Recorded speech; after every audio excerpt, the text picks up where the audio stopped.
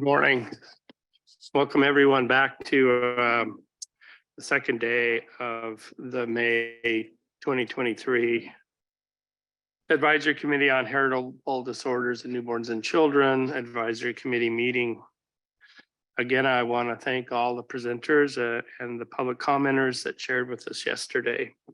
I think these will help move us forward as we start to spend the day discussing committee processes, updates and improvements that we might be able to bring to bear. Our topics include an update from a work group that was commissioned and contracted with last year, the Prioritization and Capacity Work Group. Then we're going to talk about the decision matrix and about potential ways to simplify and clarify our processes around the matrix. And then we're going to talk about ad hoc topic work groups, potential topics to try to recruit participants for in specific areas, one of which is being our conflict of interest processes, but then topics that were identified by the work groups in the last 2-3 meetings now. So I appreciate that. And then we have some items for new business. With that, I'd like to turn things over to Letitia for the roll call. Good morning, everyone. I hope folks had a great evening yesterday after the meeting. And before I start with the roll call, I do want to provide you all reminders of our evacuation procedures. If you're in the building, please exit the way you came in, that direction. And then cross the street into the parking lot, and that will be our rally point. Also want to remind folks you have bathrooms. There's 4 sets here in the pavilion, and please stay on the 5th floor level. And now I'll go into roll call, and I'll start with the members. From the Agency for Healthcare Research and Quality, Kamala Mistry.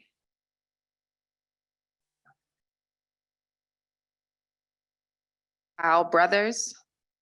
Here. Michelle Kajana. Here. Ned Clonge. Here. From the Centers for Disease Control and Prevention, Carla Cuthbert. Here. Janine Cody. Here. Jane DeLuca. Here. Christine Dorley. Here. From the Food and Drug Administration, Kelly Kelm. Here. From the Health Resources and Services Administration, Michael Warren. Here. Jennifer Kwan. Here. Ash Law. Here. Sean McCandless. Here. From the National Institute of Health, Melissa Parisi. Here. And Shanika Pompakun. She's not here. All right, Ned, back to you. Are you going to do the org reps? My apologies, organizational representatives. From the American Academy of Family Physicians, Robert Ostrander.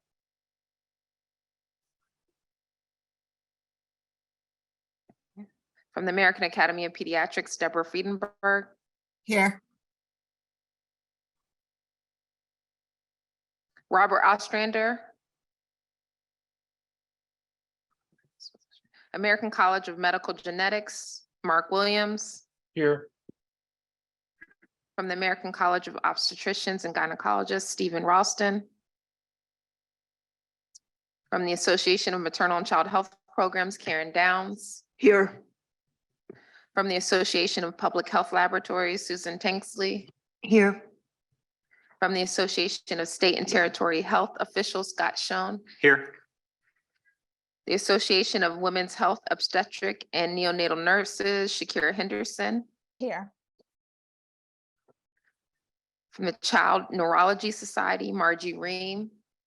Here. From the Department of Defense, Jacob Hogue. From the Genetic Alliance, Natasha Bonham. Here. From the March of Dimes, Siobhan Dolan. Here.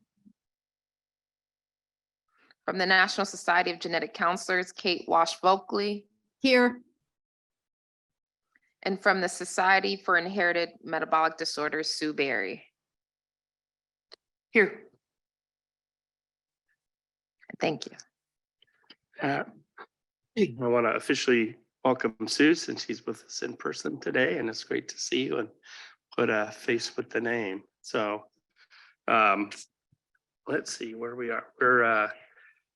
We're to the point, you remember that we talked about the minutes yesterday. I've been having a discussion after my first 3 meetings about the length of the minutes, the level of detail, and the fact that we already print the entire transcript on the website for every meeting, as well as all the slides. Going from that transcript to detailed minutes or time, labor, and intensive. And we'd like to move to a high level minutes, kind of action oriented, which is almost the way every board I'm on or committee deals with. And then provide a direct link to the transcript to provide the additional information and level of detail that I think individuals who want to review exactly what was said have available to it. There were some committee members who provided substantial comments to the original draft of the minutes. And in the spirit of moving towards action-oriented minutes, we decided instead to remove the sections for those additions and have refer people to the posted slides and the transcripts to get the additional detail. These are the minutes we've emailed to the committee members. We've also distributed hard copies. I think what I'd like to do is propose that we save the vote till the end of the day to give you all opportunities to see what we've distributed and see what you're voting on. And so that's kind of where I'm at with the minutes.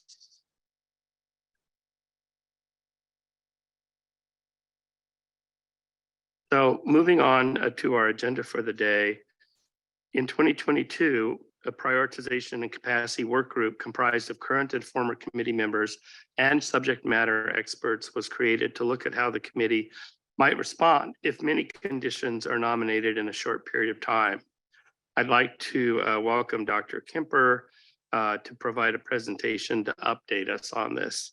We all remember Dr. Kemper as the Division Chief of Primary Care of Pediatrics at Nationwide Children's Hospital and Professor of Pediatrics at the Ohio State University College of Medicine. His research focuses on the delivery of preventive care services, including newborn screening. Since 2013, Dr. Kemper has also served as a Deputy Editor of Pediatrics. Dr. Kemper. Thank you very much, Dr. Kalanj. And this will be a 15-minute presentation now and then discussion, and then we'll follow it with another little section. I just suddenly struck me that for me talking for 15 minutes is the shortest period of time I've ever been up here. And before we get going, I want to also make sure to thank Ms. Manning for all the help that she's given us on this project. So can I use a key to advance? Oh, let's do that. That'll be easier. I want to thank the project leads who helped put this work together. I guess I can't use that either. They're good. No, now it's going. I'm going to take back what I said about 15 minutes if this keeps going this way. And I really do want to thank the work group members who are listed here who have given us feedback and advice about the work that I'm going to be sharing with you today. I'm not going to read all the names, but I'll leave it up there for a second. So the project goals I'm going to talk about are threefold. The first is to explore an alternative strategy for soliciting nominations. It's the first time at this meeting that we've discussed this particular goal. The second goal is to develop an approach to prioritization in the event that there's more than one condition at a time that meets the criteria for evidence-based review. And then the third goal is to provide input to the advisory committee about potential revisions to the nomination form and ultimately to the decision matrix. I'll be talking more about the decision matrix later, but I think as you'll see, the other aspects of this project will lead into that discussion that we'll have a little bit later this morning.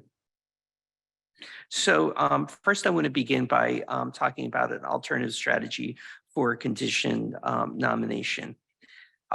So as everyone in this room knows, the current nomination process begins with advocates submitting a nomination package. And when I use the word advocate, I'm using it in the broadest sense. So typically when we think of advocates in this room, we think of family members of affected individuals. But here I'm really talking about anybody who thinks that a particular condition should be added to the recommended uniform screening panel or the RUS.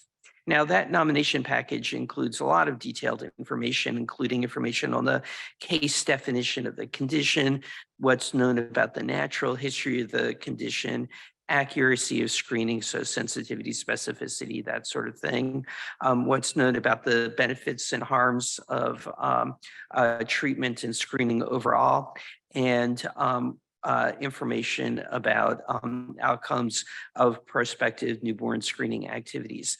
So once this package is put together, it goes to the designated federal officer of the committee who confirms that all the material is submitted. And then that's when the nomination and prioritization work group reviews the package and might ask for additional information if it seems like there's a gap in the package. And then ultimately the work group and the chair present to the full committee the nomination package, and then a deliberation ensues about whether the condition should move to full evidence review. So that's the current state.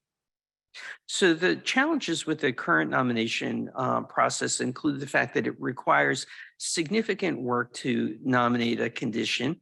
And there's been some current concerns that have been raised in this group about whether or not that may disadvantage conditions that are not well resourced. And then there's also concern that despite revisions that have been made to the nomination package, it can still be difficult to complete, and that there can still be important gaps by the time it gets presented to the advisory committee to make a decision about whether or not to move it on for full evidence review. So let's see if I can move it on. So in terms of an alternative approach to condition nomination, and again, I put this forth for the committee to discuss, could be built on the process that the U.S. Preventive Services Task Force uses. And as I think many know, I was a former member of the task force, as was Dr. Kalange. So I'm going to describe how this might work. And one of the things that I want you to remember, as I view it at least, is that it's still critically important to have advocates engaged in the process that I'm going to describe. There we go. So the way that I envision it is, first of all, that the advisory committee website would allow advocates, again, in the broadest sense, to nominate a condition with basic information about the nominated condition. So a case definition, the screening method, the contact information of the nominator. Again, I put this up as an example and for you all to consider. So, you know, the scope could obviously be, and I'm sure will be modified if this process moves forward. Then once that happens, the nomination and prioritization work group would review the material that was submitted to make sure that the nomination was sufficiently clear and that it was in scope for the work of the advisory committee. And then after that, HHS through HRSA would develop the nomination package. So again, instead of having the advocates develop the nomination package, that would move to HRSA to do, and that could either be done internally or externally. And that process would involve feedback from the nominators and other subject matter experts.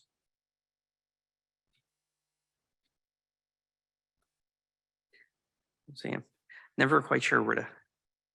Can you just go ahead and advance it? Oh, there we go. Number 4, then the nomination and prioritization work group would consider the package with a recommendation to the advisory committee according to its usual process. So again, moving the bulk of the development of the nomination package from the advocates to some other process that HRSA would oversee.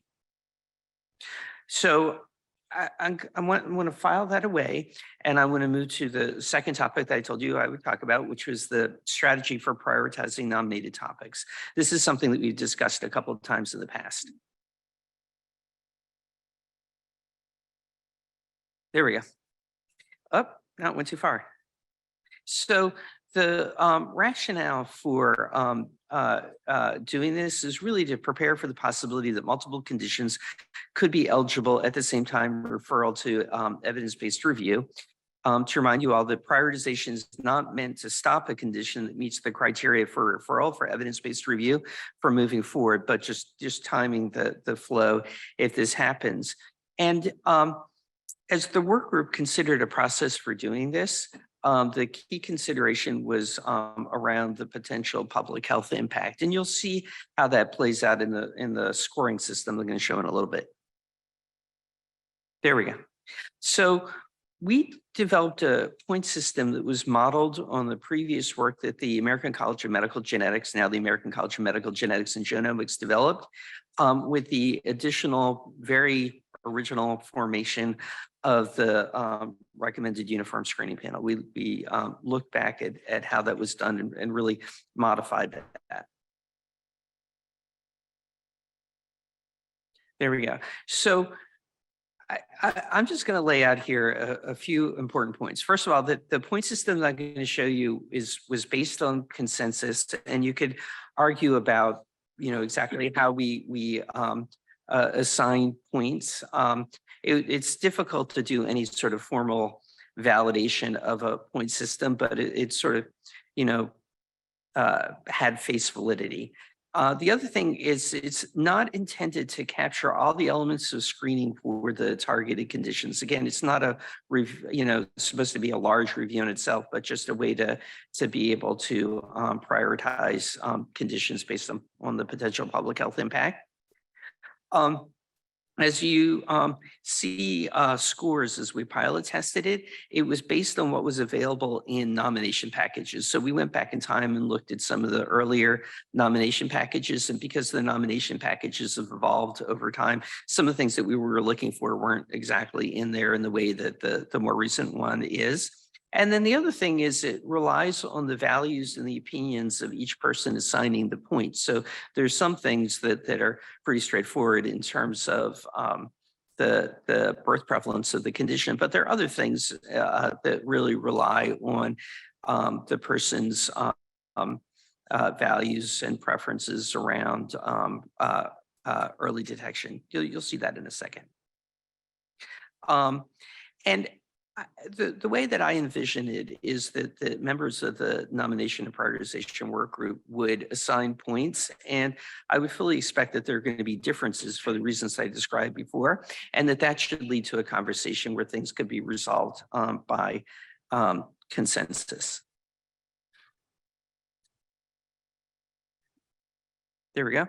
And I think that the process is going to evolve over time with experience and further validation of the process, with the caveat that thus far, it's never come up that more than one condition has had to be prioritized this way. And then finally, the point system is different than the advisory committee recommendation process, it's really only intended to prioritize. So I think that if it comes into play, you can imagine that the points would be assigned, prioritization would happen. There'd be a transparent way to communicate that to stakeholders in the advisory committee process, but the point system wouldn't be carried over beyond that into anything related to evidence review.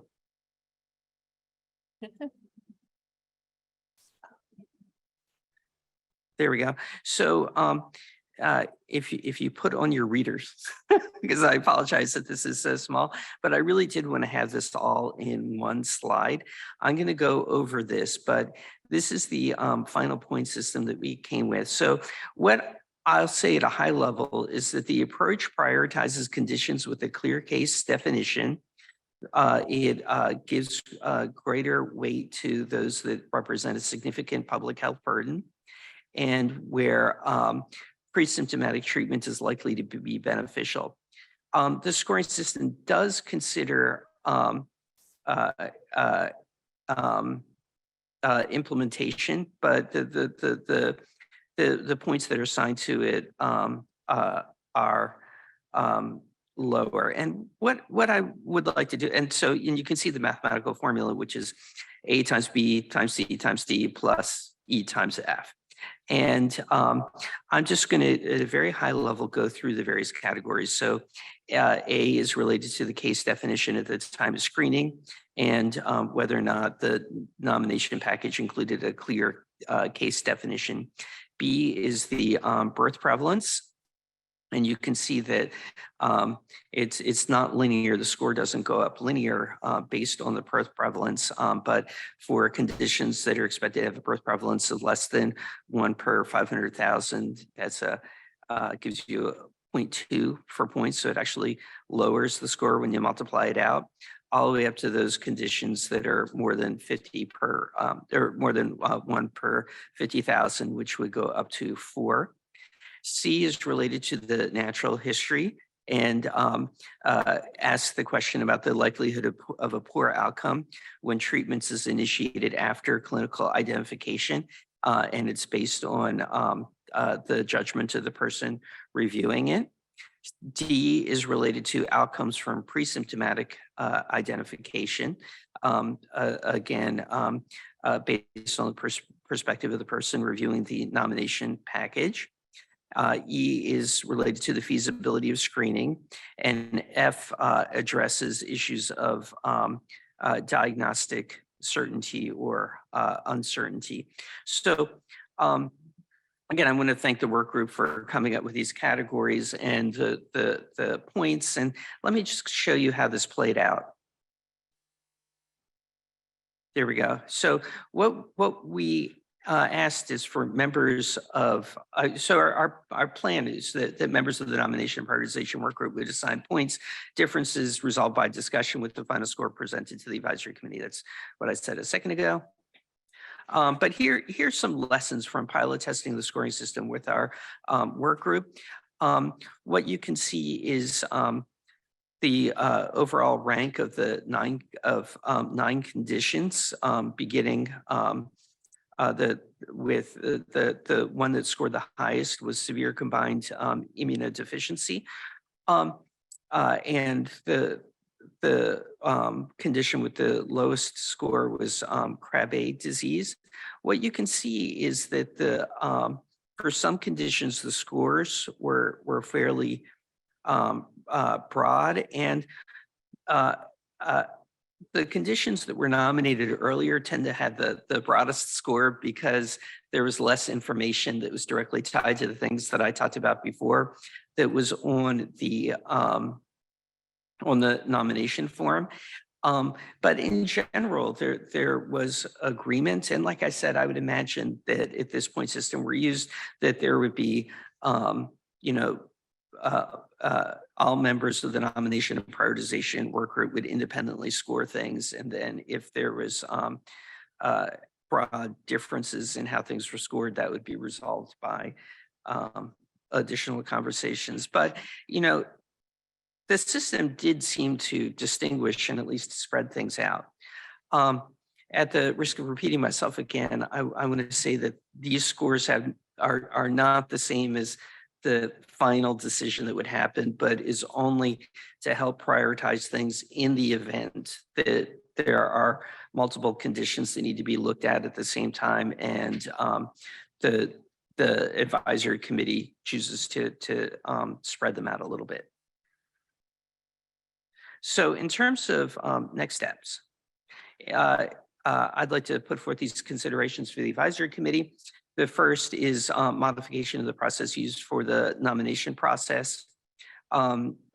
Based on what I said before around the advisory committee, around the U.S. Preventive Services Task Force methods, and to give it greater specificity, I would imagine that there might be a nomination season like January through August, and then a period of preparation time and voting to keep things moving forward. And then again, as I just went through in great detail, the scoring system when more than one nomination must be prioritized at the same time.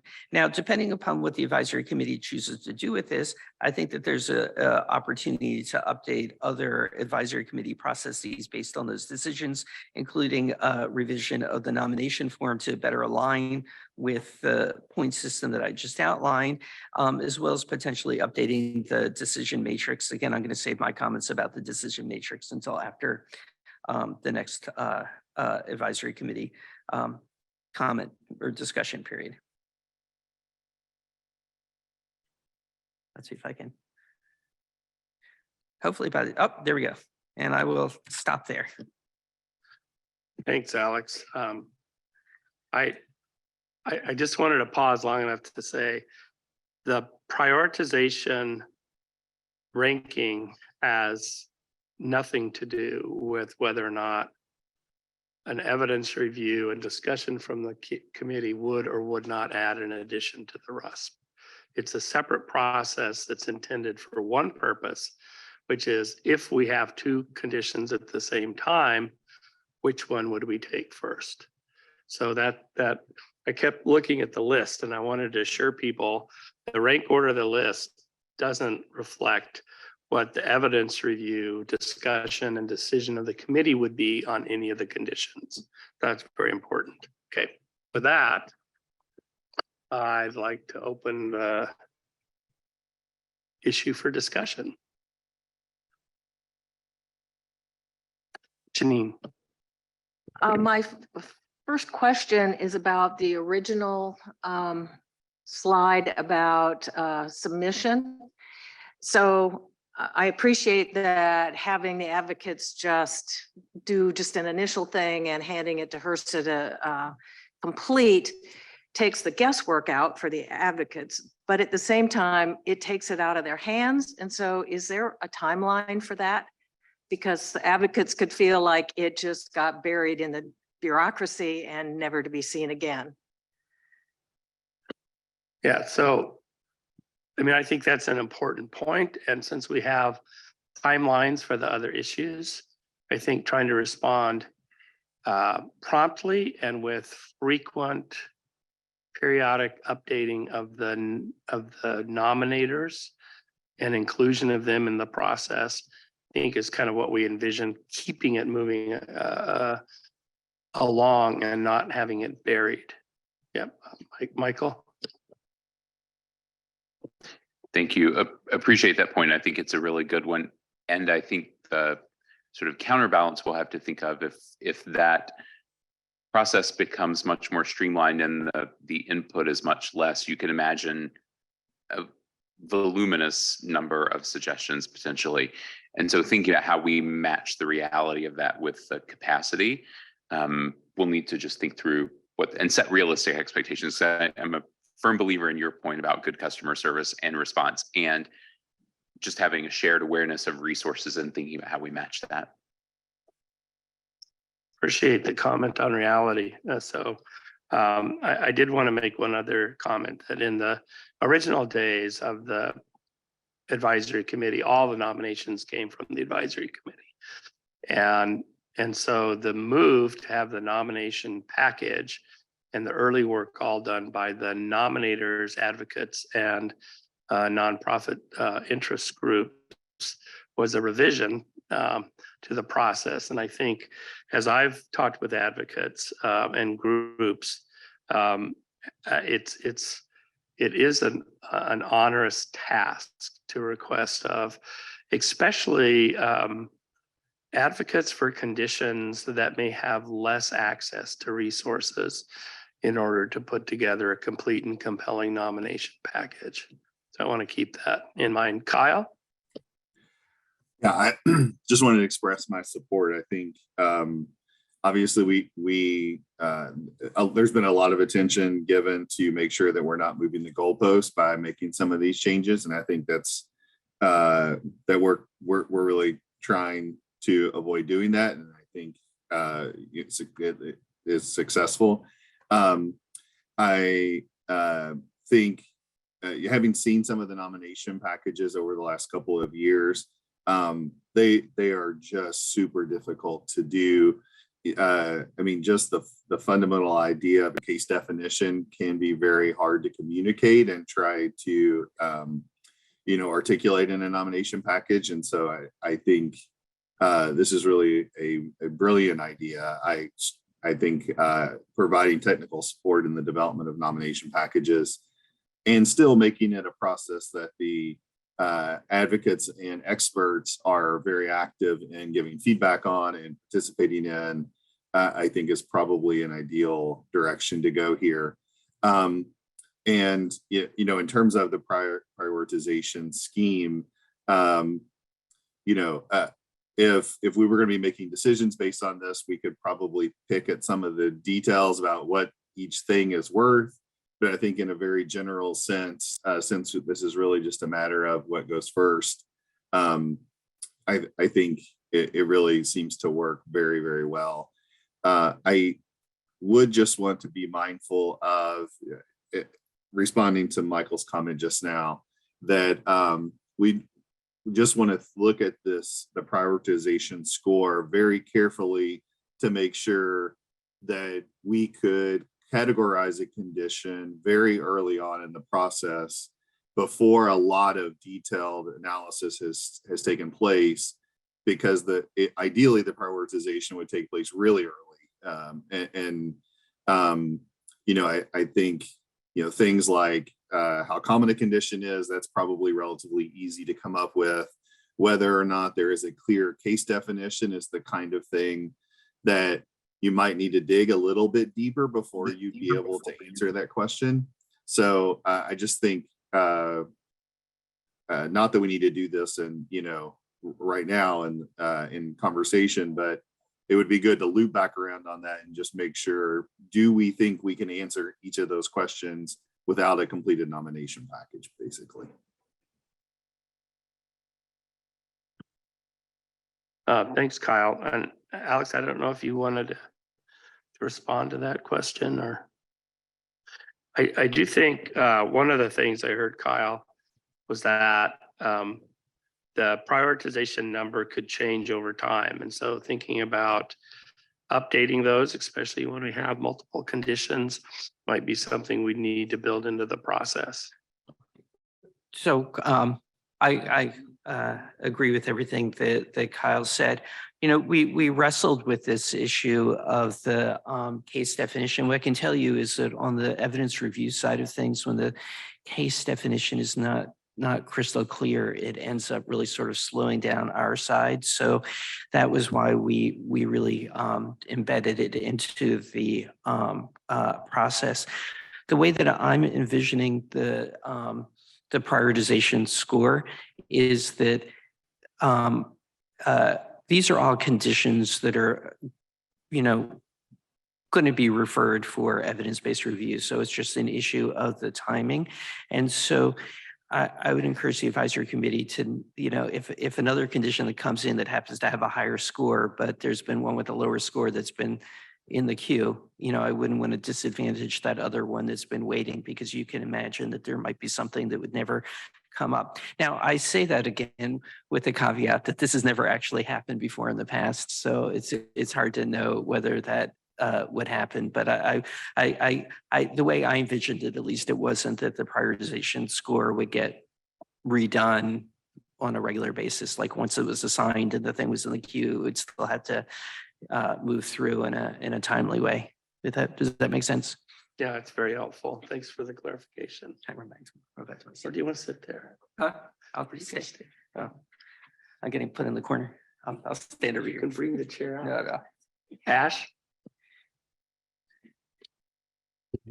Thank you. So my one comment is about the and the alternative approach to condition nomination. Once that condition moves forward, the proposal is that HRSA would develop the nomination package internally and externally with feedback from nominators and subject matter experts.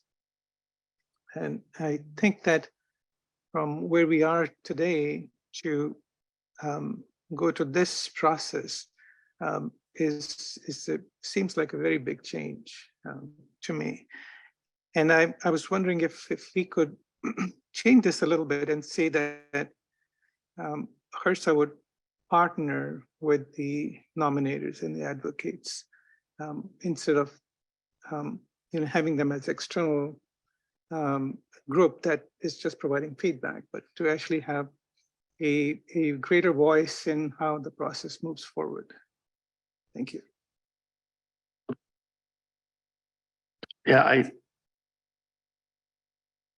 I do believe that the idea was to not take voice or power away from the advocates and and to turn away or not fully include the guidance, direction, expertise, and skills of the experts. And so I think how we describe that relationship in a partnership makes a lot of sense. And I think that, Ash, to me, you bring up the issue that the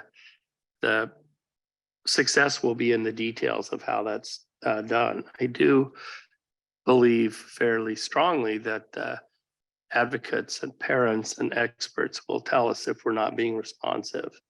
And the hope is that those relationships will prove themselves over time. But I appreciate that comment. And as we think about implementation, thinking about the locus of control being a partnership is an important point. Thanks. Everyone feel okay with that? Just Jennifer? just to add to that, you had just alluded to the fact that there's been a shift in how the nomination packages have been put together. And I don't really understand the background. And I think just to maybe help people like Ash and myself, if it was clear what the background was for going from HRSA to the advocacy groups putting together the nomination package and now back, that might be helpful to understand. So I can make sure that people like Jeff or others can validate this. I think the issue is that the committee themselves were very comfortable when we were working in the space of A-level recommendations. And once we will, if you will, kind of work through the A's, the evidence and the clarity of nominating a condition became less clear. And I think that's when the separation occurred and was turned the nominating process over to the advocates and the experts. And while I understand that, it does seem like it was a shift from an area, from a partner that had resources to a partner that may not have resources. And so I think that's what we're trying to shift back towards. Melissa?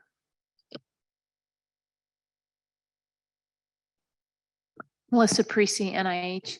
So first of all, I like the efforts to try to provide some case definition to the disorders that are being nominated. And I think that that's really helpful. And I think that's actually been a key component that has allowed for better clarity of some of the conditions that have been discussed recently, when we really understand what it is that's being proposed for review. I guess I do have a couple of comments and or questions related to this new process. One of them is actually kind of a question for Alex. So my understanding is that your evidence review group has the capacity to do up to 2 nominations per year or evidence reviews per year, or is that an overstatement? Or Well, maybe you don't want to no. commit? I mean, we've never had more than 2 at once. My personal belief is we would scale up based on what was needed, but I think that there are other considerations that came into play, including the ability of the advisory committee to do the kind of complex decision making around multiple decisions and that kind of thing. But it just really hasn't come up. Right. I mean, I guess I'm reflecting the fact that if you only have a certain window for nominations and everything gets bunched up, then that could end up creating some disparities in workload. And then you might have something that's been languishing since they were submitted in January until being considered in August. So maybe rethink the number of windows of nomination periods that you might want to consider, Yeah, maybe make and that 2 or I put something that more window in just as a straw person, try not to be Mhm. gender specific here, but just as a point of debate. And I was thinking that would allow, HRSA and the advisory committee, the nomination committee, to be able to, just take stock of what was there. But it may be that it would just be a continuous process as well. So I don't know if that's the right thing or not, but just wanted to put that out there to make sure that it entered into the debate. Got it. I don't know if do you have a comment on that specifically? Because I had another question, but it was a different topic. So my other comment is really around the scoring matrix used for the prioritization. And I worry a little bit about the disadvantage, at least at the straw person's scoring matrix that you just showed, that rare disorders will be at a significant disadvantage if they're only allowed a 0.2 weighting. And again, I think I need more time to digest that. And of course, there's going to be more discussion around the points assigned. But in the past, the rarity of the condition has not been a major consideration for how conditions are reviewed for addition to the RUSP. And if that is going to start becoming an important consideration, then I think there needs to be significant discussion about that. Let me just give you insight into the conversation that we had, because this was we had like multiple calls about this particular thing. So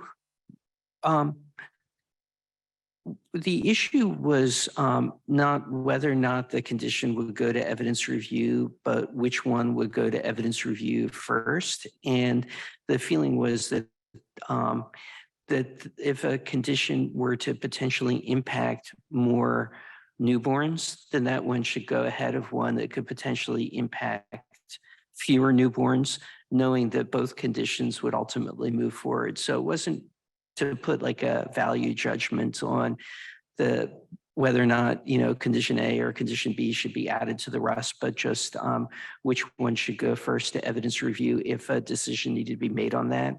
And that's where the public health perspective came into play. So both conditions would go through, but the one that could potentially impact more individuals would go through first. And that's what the rationale for that was for. Right. Although you could envision a situation where you have a rare condition like GAMT that could be languishing, even though it's got a very robust algorithm, screening algorithm and a pretty effective treatment because it's less common. It's something that may have. GAMT actually did I can't remember where it was. Right. And one of the things that I would hope, again, I'm not king of the process, is that really nothing would be languishing. It was just a matter of the rapidity which it would go through. And again, it just hasn't been an issue in the past. But I mean, your points are well taken, and they were things that we argued with as a group. My final comment, and then I'll pass on the microphone, is that in this process, I wonder if there would be an opportunity for the nominators to also give feedback with regard to the final prioritization score before it was formally presented. And the reason I say that is recognizing all the caveats that you gave. when you looked at those sample conditions, there were really quite wide ranges for quite a few of the conditions. A range of 6 to 105 is huge. And so if there is that much discrepancy among the prioritization work group, it seems like the nominator should have an opportunity to potentially weigh in on that and give some feedback. So that's my final thought. Thank you. Sean? Very quickly, the concept of moving goalposts in the process has been mentioned several times this morning. I think this is just, I would just like to point out that what appears to one person as moving the goalposts really is a process that's in evolution, and this process has been evolving constantly since it started. And I think that the new system for prioritization that you're providing actually really helps interest groups to better understand where the process is at the time that they're making the nomination. So I think that's a very valuable point, especially to follow up on Melissa's point, that assuming that it's an interactive process between the HRSA team and the nominators. The second is another point that Melissa brought up, but I think needs to be reemphasized, and that is that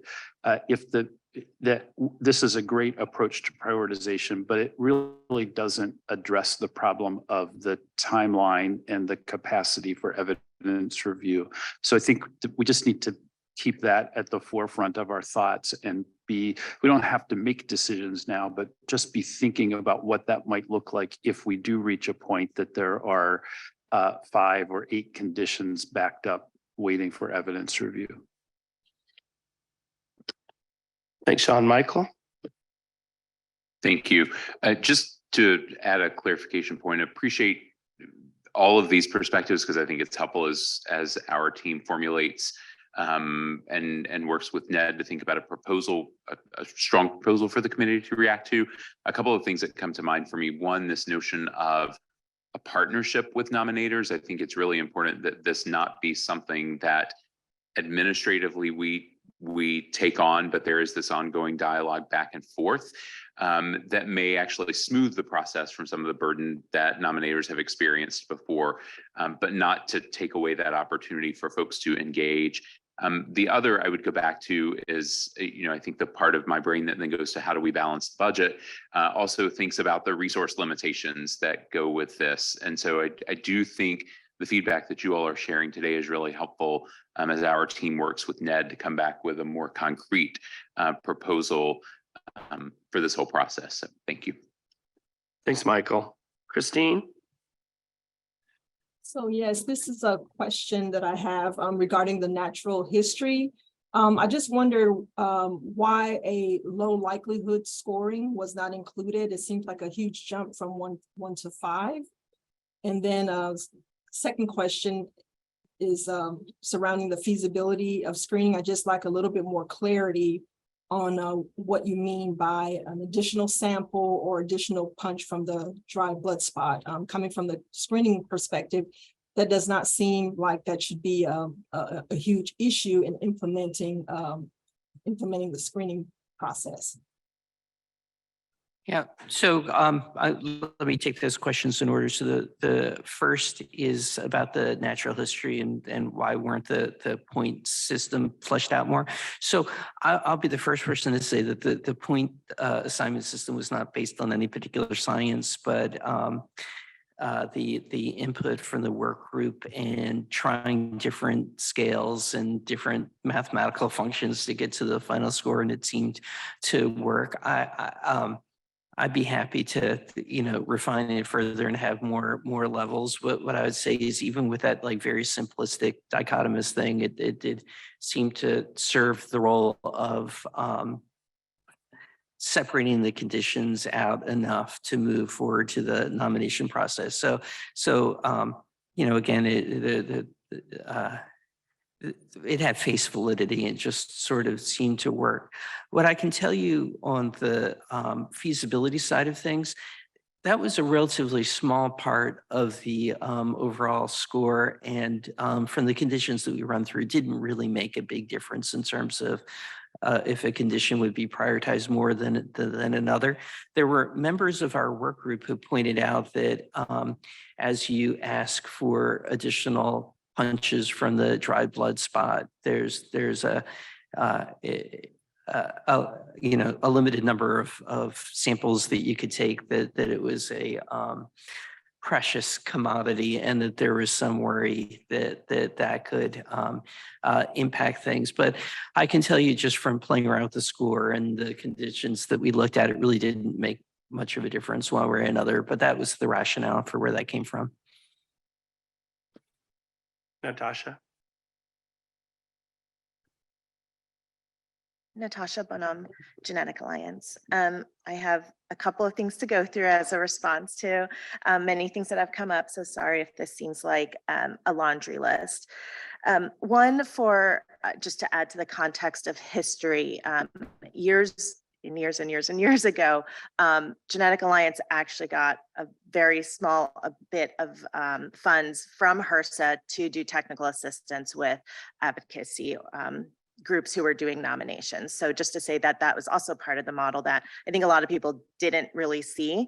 And again, that was really going more towards consistency, our role of being in the room, since many times advocates feel like they're not in the room to see how things are happening, not to poorly quote Hamilton. But so there have been different models of support, which we're happy to, again, talk about. A question I have is, will there be time for advocates, and as you said, the broadest sense of advocates, to give feedback on this process? Again, they're not necessarily in the room to be part of this discussion. And what would that look like? Is it, you know, you're just anticipating at the next committee meeting, it would be through public comments, or will there be a more engaged dialogue, not just, you know, advocates reporting out and then taking that information, but an opportunity for actual dialogue around this? Or is that something you're determining? Not trying to put anyone on the spot. Yeah, I think when we originally thought about it, the hope was to involve the voice of the interest groups through the organizational reps, the way we do today. I think if there are alternative routes that we can make sure fit within the confines of the time we allot for discussion and meetings, then I would welcome that. And hopefully we'll be transparent enough with what we propose that there'll be ample time for at least written comments, if not public comments, during the session. I think that would be really important, because even the committee or work group or ad hoc group, I can't remember which term was used, that was pulled together for this. I did see that there were two, if I remember correctly, people who represent advocacy, which is great. I don't think they would necessarily put themselves in the categories of more on the under-resourced side or the ultra rare side. So even from that beginning, there's that. To the scoring, I know it's been said many times that the score is not going to impact or determine anything in terms of the actual review of the condition. That's great. I think that's also something to test and to see if there may even be an unconscious bias towards a particularly low score compared to a particularly high score. And that's not an issue of just one person. That's just, you know, we're humans and how our brain works. And if we really like the higher scores and then we have something coming in at a lower score, just, I don't know how to track that, but I think just to say, oh, there won't be an impact isn't necessarily enough. So just something to watch. And then again, sorry, I'm trying to track as I was tracking the conversation here. Have we had an opportunity to go back to nominators and systematically collect what their experience has been and what they think would be a better approach forward? Like, have we done that type of an analysis? Not systematically. Okay. We did ask the participants in the I think, process. and I know that many of the committee members have been really gracious with their time and coming to meetings, coming to the boot camp that we put on with the Every Life Foundation, and we really appreciate those opportunities. I'm just trying to think, how do we bring that into this room here? And then again, sorry for the laundry list. I guess my last point would be to the discussion about moving the goalposts and this trying to help that. I think one of the issues with the moving of the goalpost is not that it's just an evolution, it's that the goalposts are moving in the middle of the discussion. So the conversations that groups have been having with this committee, with HRSA, with different people for years, then in this room, it seems things are changing. So it's just a little bit of a difference between that evolution. It isn't as though, oh, we hadn't thought about that, let's go back and really process it.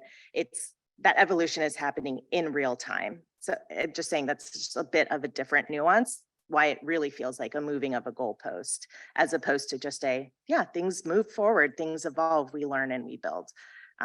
Thank you, I appreciate all the time.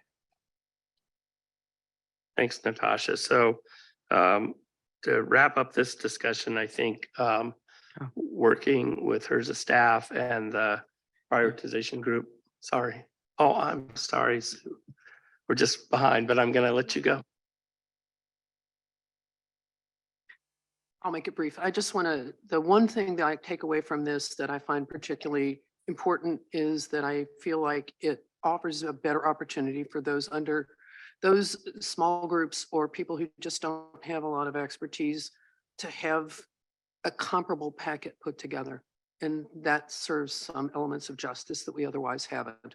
So there are other things to fix. I hear all of this, but I like the idea that it's more of an even playing field if we take that responsibility and get a better packet from everybody.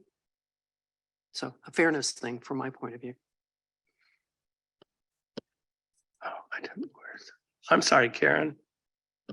Thank you. I wasn't quite sure where to put my thing. This is a very, this is just a quick question. I'm fairly new to the committee, and so, and I'm coming from a public health perspective here, but I just wondered in the prioritization if there was any consideration of how to measure equity, health equity, in terms of which might be given a little more priority because it is may be more linked to groups that are under-resourced. And I had to ask that question, so I just wanted to know. Well, I'm glad you did, and I apologize that Alex didn't include that point in the discussion. I should have added that in, and I think you're 100% correct. We really struggled with how to put it into the point system. There's no clear way for us to get it and to capture that in a meaningful way. And all I can say is that, it's not to delay any condition from moving forward, but if this kind of process is adopted, I shouldn't speak for the advisory committee, but I'm sure everyone would be very interested in if you could come up with a strategy. We just couldn't figure out how to do it in a way that drew naturally from the information that was on the nomination form. But I think you're exactly correct. Mark, I'm going to have to cut off the discussion. I apologize, but we're 15 minutes behind and need to catch up. So if you want to make sure you write your comment, and we'll make sure that it's considered going forward. We will work together on a more formal proposal for discussion by the committee in a future meeting, and really appreciate the discussion and the guidance and suggestions that have been put forward. And Alex, I wonder if you would move on towards the decision matrix. Yeah, I'll be able to do this quickly, I believe.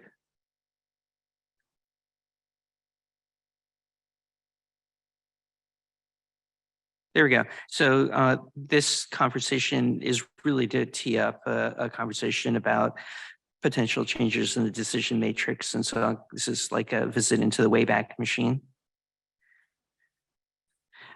So first I'm going to begin way back in the Jurassic pre-matrix era. So in June of 2004, before I was born, was the first meeting of the advisory committee which included a consideration of a uniform panel. And then in 2005, the ACMG ACMG at the time. Expert panel recommended 29 core conditions and 25 additional conditions as secondary targets. It used a point system that was based on incidence, signs and symptoms of the first 48 hours, burden of disease, benefits of early intervention, family and societal benefits of early intervention, prevention of mortality, accurate and feasible screening tests, availability of treatment, cost of treatment, efficacy of existing treatment, ability to make diagnoses and availability of services for acute management, and simplicity of therapies. So those were all the components that led to the score.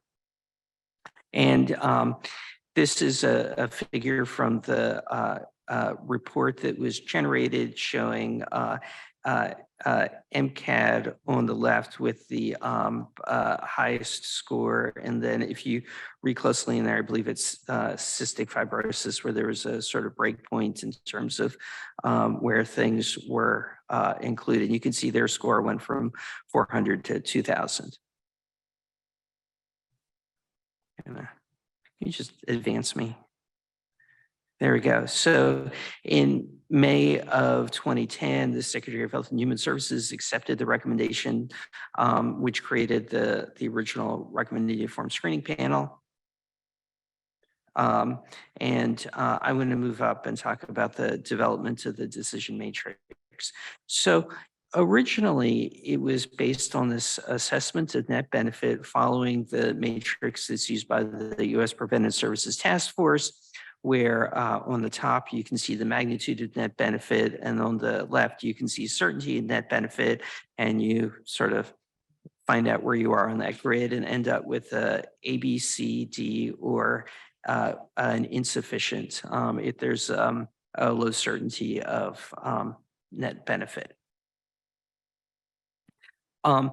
And using this is language from the U.S. Preventive Services Task Force, and I think it's helpful to think about that as we reflect back on the matrix.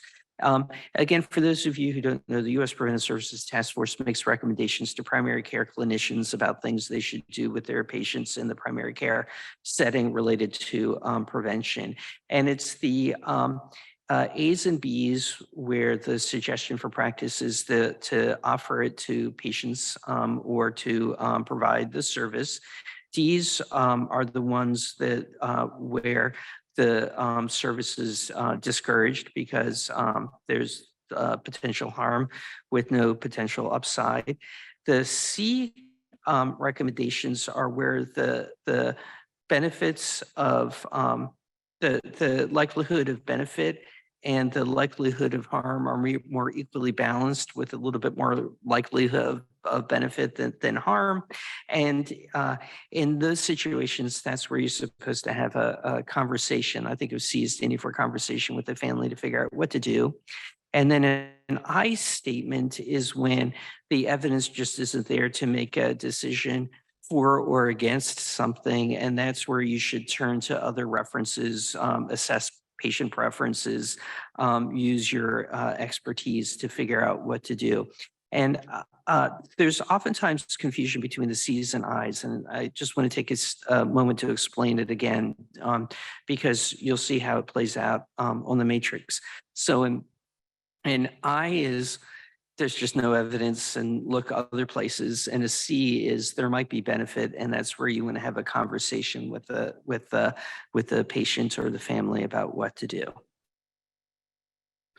Next slide, please.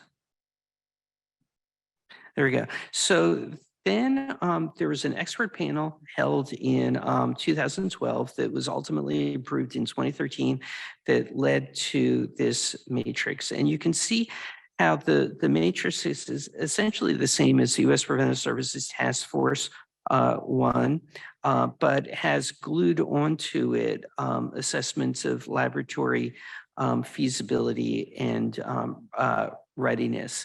And there was a lot of discussion about whether or not there should be a two-step process where net benefit was considered first, and then issues of laboratory or newborn screening readiness and feasibility. And ultimately, it was decided to combine those things because to really speed up the process and not have this like dragged out, more complicated decision-making process where the assessment of feasibility and readiness wouldn't happen until after net benefit was assessed. And so that's why these things were put together. So I do want to highlight in the original article the description of the recommendation process. And again, this was written before there's much experience with using the matrix, and you know, as you might expect, things change. So in the original documentation that came forth from the expert panel and then approved by the advisory committee was that things that were in the A1 or A2 would lead to a recommendation to the secretary. Things that were in A3 or 4 would be recommended to the secretary for addition to the RUSP at the discretion of the advisory committee. Anything with a B, C, D, or an L was not recommended. Now, in terms of the assessment of newborn screening feasibility and readiness, that really came into play in 2013 in a formal way when there was a survey that was developed, and that's the part that's managed currently by the Association of Public Health Laboratories. So it wasn't until 2013 that that survey was really implemented. Can you just advance for me? Thank you. So here's the recommendations based on the matrix from 2013 with Pompe disease through 2023 with Crab A disease. You can see the matrix ratings in the third column, ranging from an A2 to a B3. All of these conditions, except for Crab A disease, were recommended for the recommended uniform screening panel. So again, there's been sort of evolution in terms of how the matrix has been used, leading to recommendations, and the matrix now is used to help communicate, from my perspective, at least to help communicate amongst members of the advisory committee where they think the evidence is, and then to come to consensus with the rating, and then moving from the rating to the recommendation is a separate consideration. So here's some considerations for discussion. Next slide. So again, as the matrix has evolved, the question is it a decision aid or is it a prescriptive tool to help decide whether or not to move something to the advisory to recommend to the secretary for the recommended uniform screening panel? I think the questions come up multiple times of whether or not feasibility and readiness really should be separated out from the matrix and be a separate consideration. I mean, obviously that could be done in the same meeting versus at another time. I think that there's an opportunity to clarify the language throughout, including how the advisory committee now considers benefits and harms, as well as issues of feasibility and readiness. Or it could be that the advisory committee wants to adopt an alternative approach, but I hope that this brief walk through memory lane helps begin the conversation about the future of the matrix. Taking into account, of course, as multiple people have said, is there's no interest in changing the goalposts, but really to clarify the process and make it more transparent. Next slide, please. Oh, that's the end of it. There we go. Thank you very much. Thanks, Alex. Go sit down. Alex, just sit down. Bring up the next set of slides.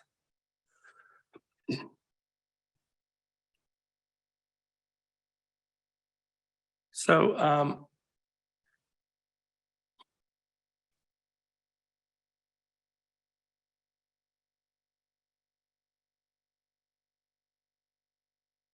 nope, wrong one. I do, as the slides are coming up, tell you that this is a preliminary discussion, recognizing that input from committee members, organizational reps, and interest groups will be important in the decision-making process for any changes to the matrix. And I thought we could start somewhere.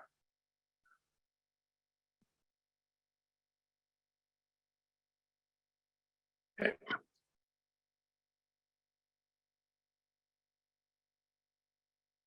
Next slide, please.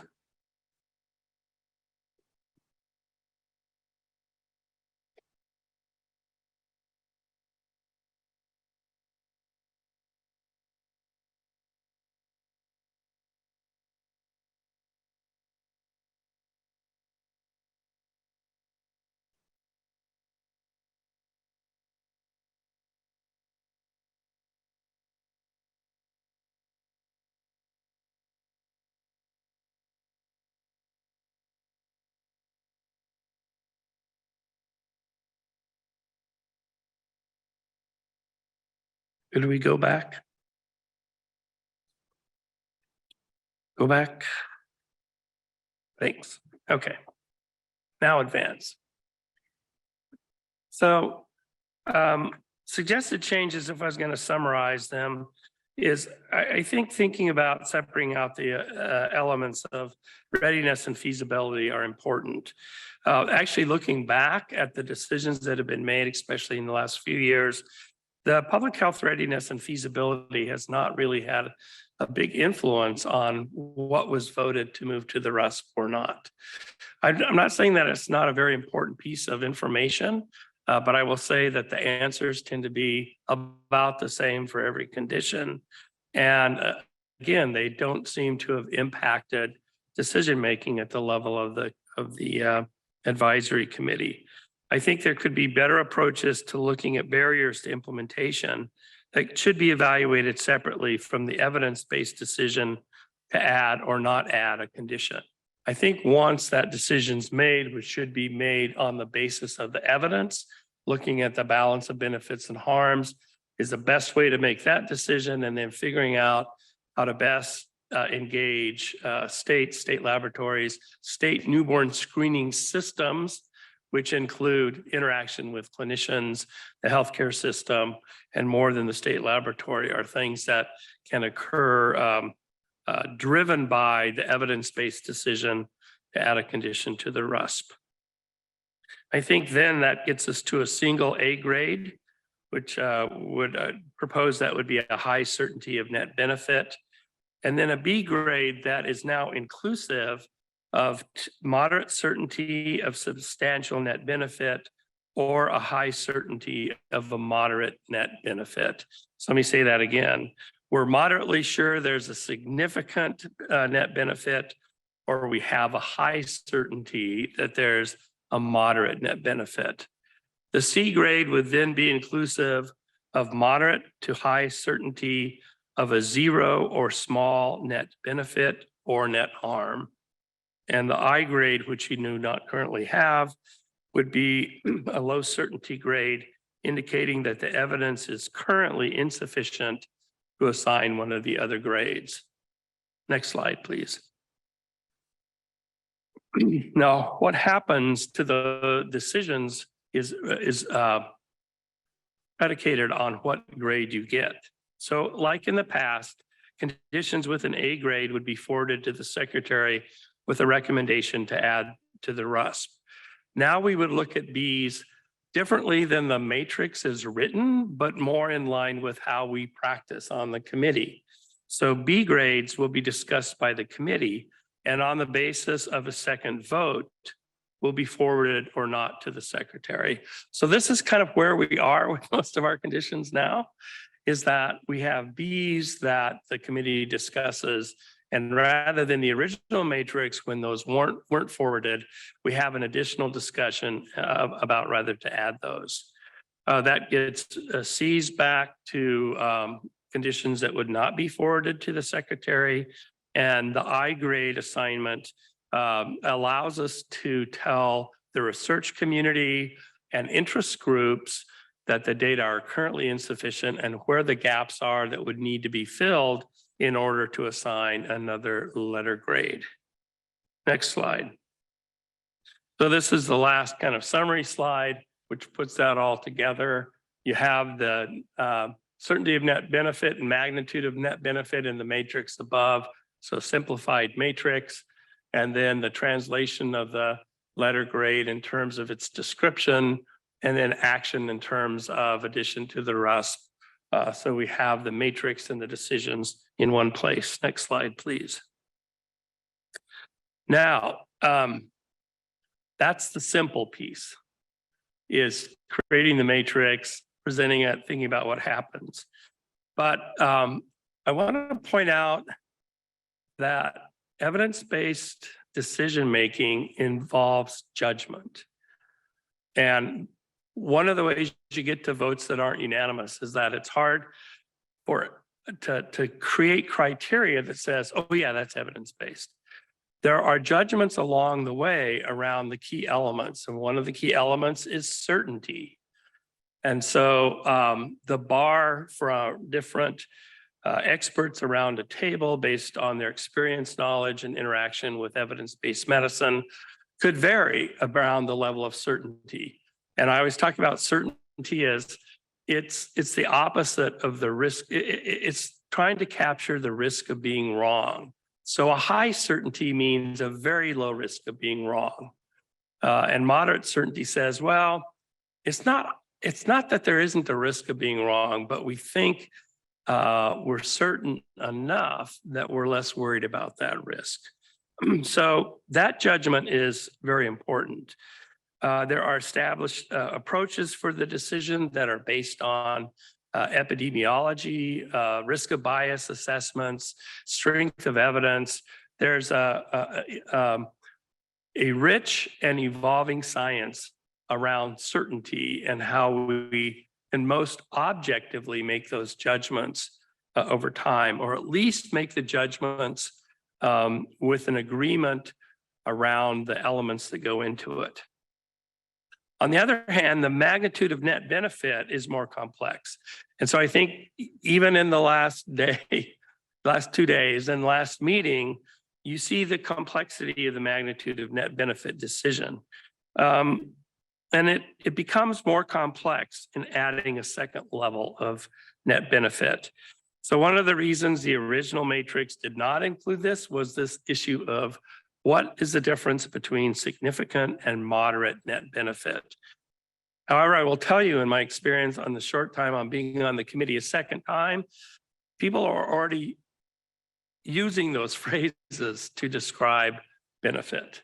And so I think trying to, if we adopt something similar to what I presented, outlining the criteria, or at least rough criteria, that we can use to make the judgment consistently over topics and time will be a challenge and will be something that's important for us to spend additional time on.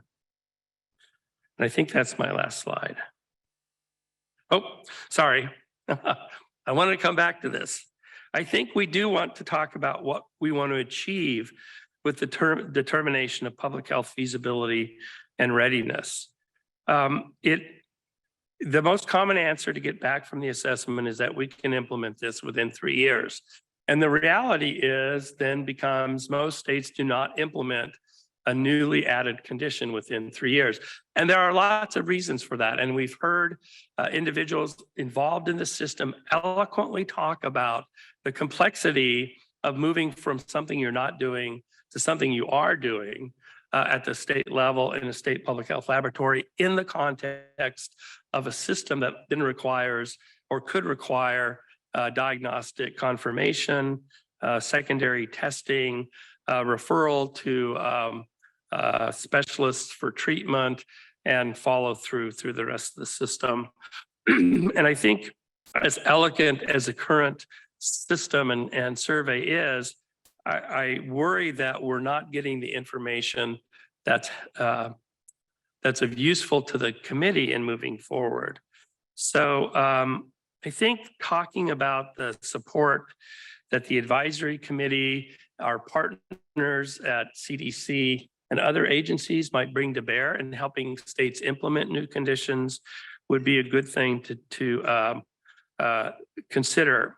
And then really think about the level of support and prioritization from the decision makers in the individual states.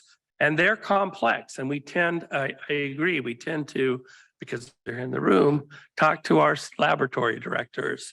But there are the newborn screening advisory committees. There's the state public health laboratory director who may not be the same person as the person running the program.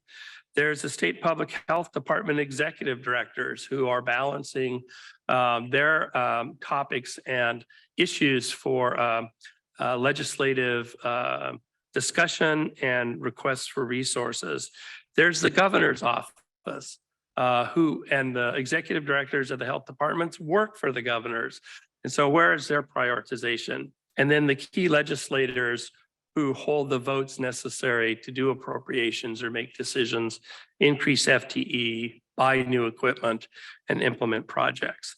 So I think thinking about level of support at multiple levels, if this is something the committee believes we need to be assessing, versus on the other side, thinking about how to provide effective support for implementation, are discussions I would like to have. And I think the idea would be create a set of actions that any assessment we'd make would be able to prompt or help us make better decisions or bring other resources to bear. Next slide.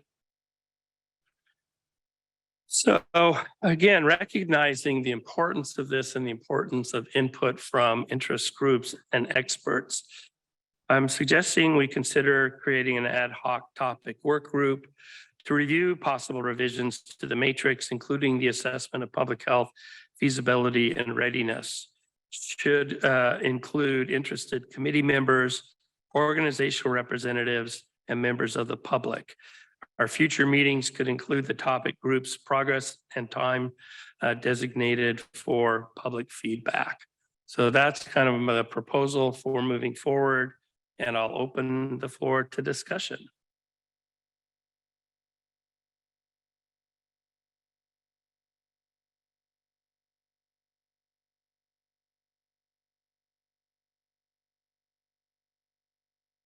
Yeah, I'm gonna start with Kyle. Hi, Kyle.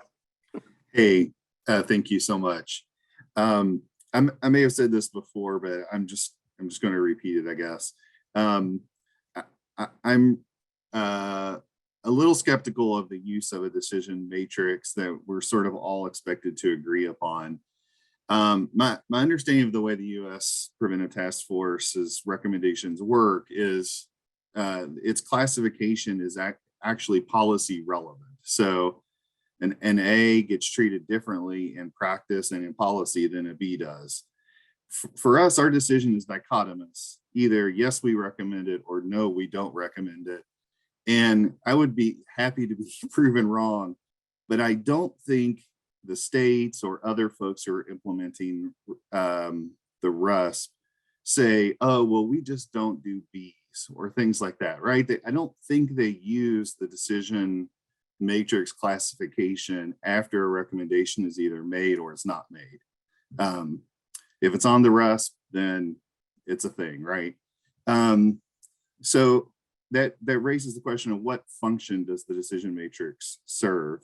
And this is a topic that we discussed last time quite a bit, which is, you know, if Dr. Warren and I disagree about where a condition fits on the matrix, I think that's totally okay, right? Because, you know, if I think the evidence is high, is of good quality, but Dr. Warren sees weaknesses there, our votes are going to reflect that. So it seems to me that it's not that the matrix serves no purpose. It does serve a really great purpose for me individually when I'm thinking about whether I'm going to vote yes or no, for Dr. Warren to think about his vote, et cetera. But I'm not sure as a committee we need to agree upon a classification, because I'm not sure it serves a purpose afterwards, and because any disagreements about where it falls are still going to be reflected in our individual votes. So I guess what I'm asking for is, in addition to thinking about how we structure the matrix itself, like what's its structure, I think we should be coming to a decision on whether we think the classification is something we need to sort of reach consensus on, or if it's a tool for our individual votes. And I do think something you suggested, Ned, which is sort of digging a bit deeper and start to define what's the level of evidence that we think classifies as a B. You know, is it, are we looking for some comparison of siblings or some other kind of piece of evidence that would be relatively concrete? Because I think, you know, even though the picking up a single person in a pilot is a controversial requirement, you know, in my mind, it's at least concrete, and it really helps groups decide where are we fitting right now into what the committee says it expects, right? Our individual votes still need to be individual votes, but I think given that more concrete guidance is what's valuable to folks who are thinking about whether it's time to nominate or not. So thanks so much. I appreciate that, Kyle, and I'm not trying to correct you. So it's going to sound that way, but the SPSTF A's and B's are not different.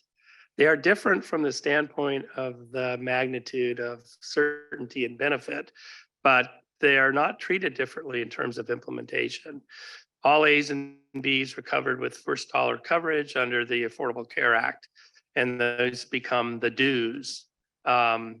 The D's and I's, the D's become the do nots. We don't have a D, we kind of rolled them into the C's, and the C's have become kind of where we are at with these B's. It's like, well, originally the C was should not be routinely provided. And now, depending on the topic and the sensitivity of the topic, the C's have become you should ask the patient about their preferences and values and then make a shared decision. So it, in some ways, if you just took the B's and the C's and the I's, you get down to the simplified decision matrix, which I think you're talking about the issue about proscriptive versus decision tool, our decision assist tool, which I think is important. But I do want to point out that, I mean, I think the A's need to continue to be on the matrix, because I don't know what the future holds in terms of either identification and diagnosis of conditions or the availability of novel, new, effective therapies. And so that's why I think the A kind of sits there. I think most of our decisions are now more likely to be in the area of B's. And you're right, at that point, it's like, yeah, we have a sense that there's a benefit that's different than small, and we want to have a discussion and a vote about whether to move that forward. So I appreciate those comments. I hope that helps clarify a little. Sean? Thanks. If there's other comments about that particular topic, I'm going to change topics. I'd be happy to defer. Okay, I wanted to address the issue of feasibility and readiness, which to me seem very, very different topics. Readiness is, it seems to me at least, is the question of whether states and laboratories are equipped to do the testing, whereas feasibility to me seems more about a technical issue of whether there's an adequate screening test and is it broadly applicable. And I would be hesitant to remove that feasibility from the decision-making about proposing the addition of something to the RUS, because I think it's very important that there has to be a good and reliable screening test. And I don't know how else that would be captured in the decision-making process for the committee. That's a great point. And Scott, I think it is, I'm sorry, Sean, I think it is captured within the nomination package when you say there's an available high throughput test that identifies the condition with acceptable screening test attributes, false positives, false negatives, and predictive value. So I think we are capturing that feasibility and we discuss it. And at least for, well, I think for both CRAB-A and for DMD, we had discussions specifically about the feasibility of and availability of testing.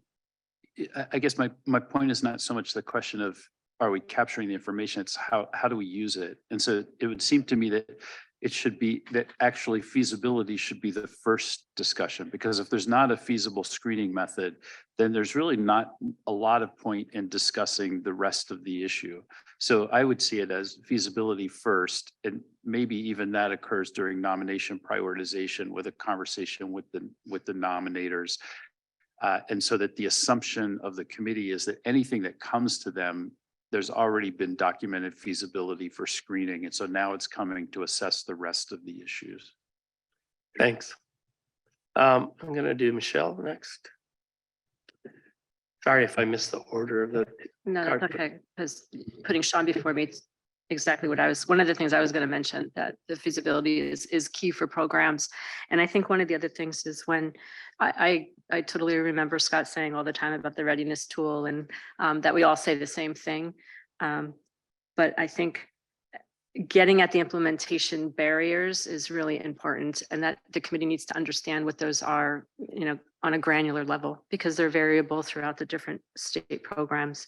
And if you're going to be going to different parts of the health departments and the governor's office to ask about readiness, I think you also have to engage the program directors, because they're the ones on the ground that actually know what the true readiness is, and can give you the reasons or the rationales why. And then those other people are decision makers, but I think we need to go to those decision makers with a set of concerns, and that will help. The other thing, I just had sort of a question between the C and the I. I seems like it's a no-go, but will tell you all the things you need to fill in. So I don't see the distinction between a C where you're saying no-go and an I where you're saying no-go. I would assume a C would also give you, identify what those gaps are and encourage people to come back, maybe. So actually a little bit different than one. that. Okay. There's a level of certainty that the net benefit's either small, zero, or negative. Okay. So you've actually made a decision That that it's a because no. you're Okay. C, there's not sufficient benefit, net benefits, the benefits minus harms. Yeah, I see that. I guess my point is what you said just previous, where you can give somebody a C today, but now all of a sudden there's a new development, and you would encourage those people to come back. So that's why I'm struggling with the whole grading system on the lower levels, to be able to give people guidance on what's needed. So SMA was not treatable at all a few years ago, and now all of a sudden it's inherently treatable, and that would really, that ricocheted it to the top, right? So these are all in flux, but I think giving people some guidance on what the decision was is important. Okay, so let me try it one more time. If there is no treatment available, then it would end up in the insufficient. So in order to get to a C, you actually have to have at least moderate certainty of the net benefit. If you don't have at least moderate certainty of the net benefit, you're in an I. So it's like, it's likely to rarely happen, just like the A's are. I'm trying to stay optimistic about A's coming, but this is like the proof that it doesn't work. Right. That's what you're talking about. And at least at a period of time, there's sufficient proof or sufficient evidence to raise the level of certainty that it doesn't work. Okay. That help? I don't know. I think I get it. Those of us that's like, so one of the things I always say is where there's an I, there's hope. I never minded insufficient evidences when I was in the job of actually implementing prevention programs, because that was an area where you could bring in a lot of information around where does it fit in the broader scheme of healthcare systems and patient preferences, and how do you work around that while you're waiting for the evidence to fill in. Yeah, thanks. I have Carla next and then Melissa. I just wanted to follow up on what Sean and to some extent what Michelle was talking about. This is Carla Cuthbert, CDC. And as a federal agency, just want to indicate that we do provide some funding for state programs.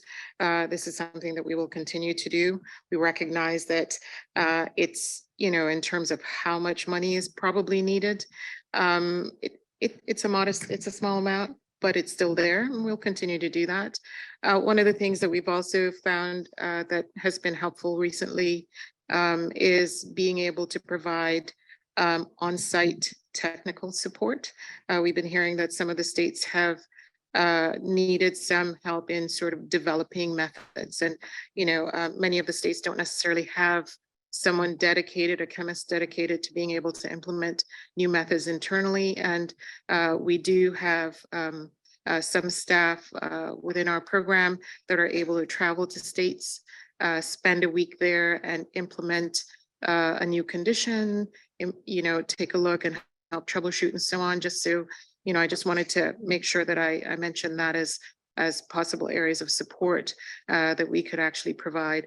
We also, together with APHL, there is an on-site at CDC training opportunity that we have for both molecular testing and for mass spec technology, and we're starting that up again post COVID.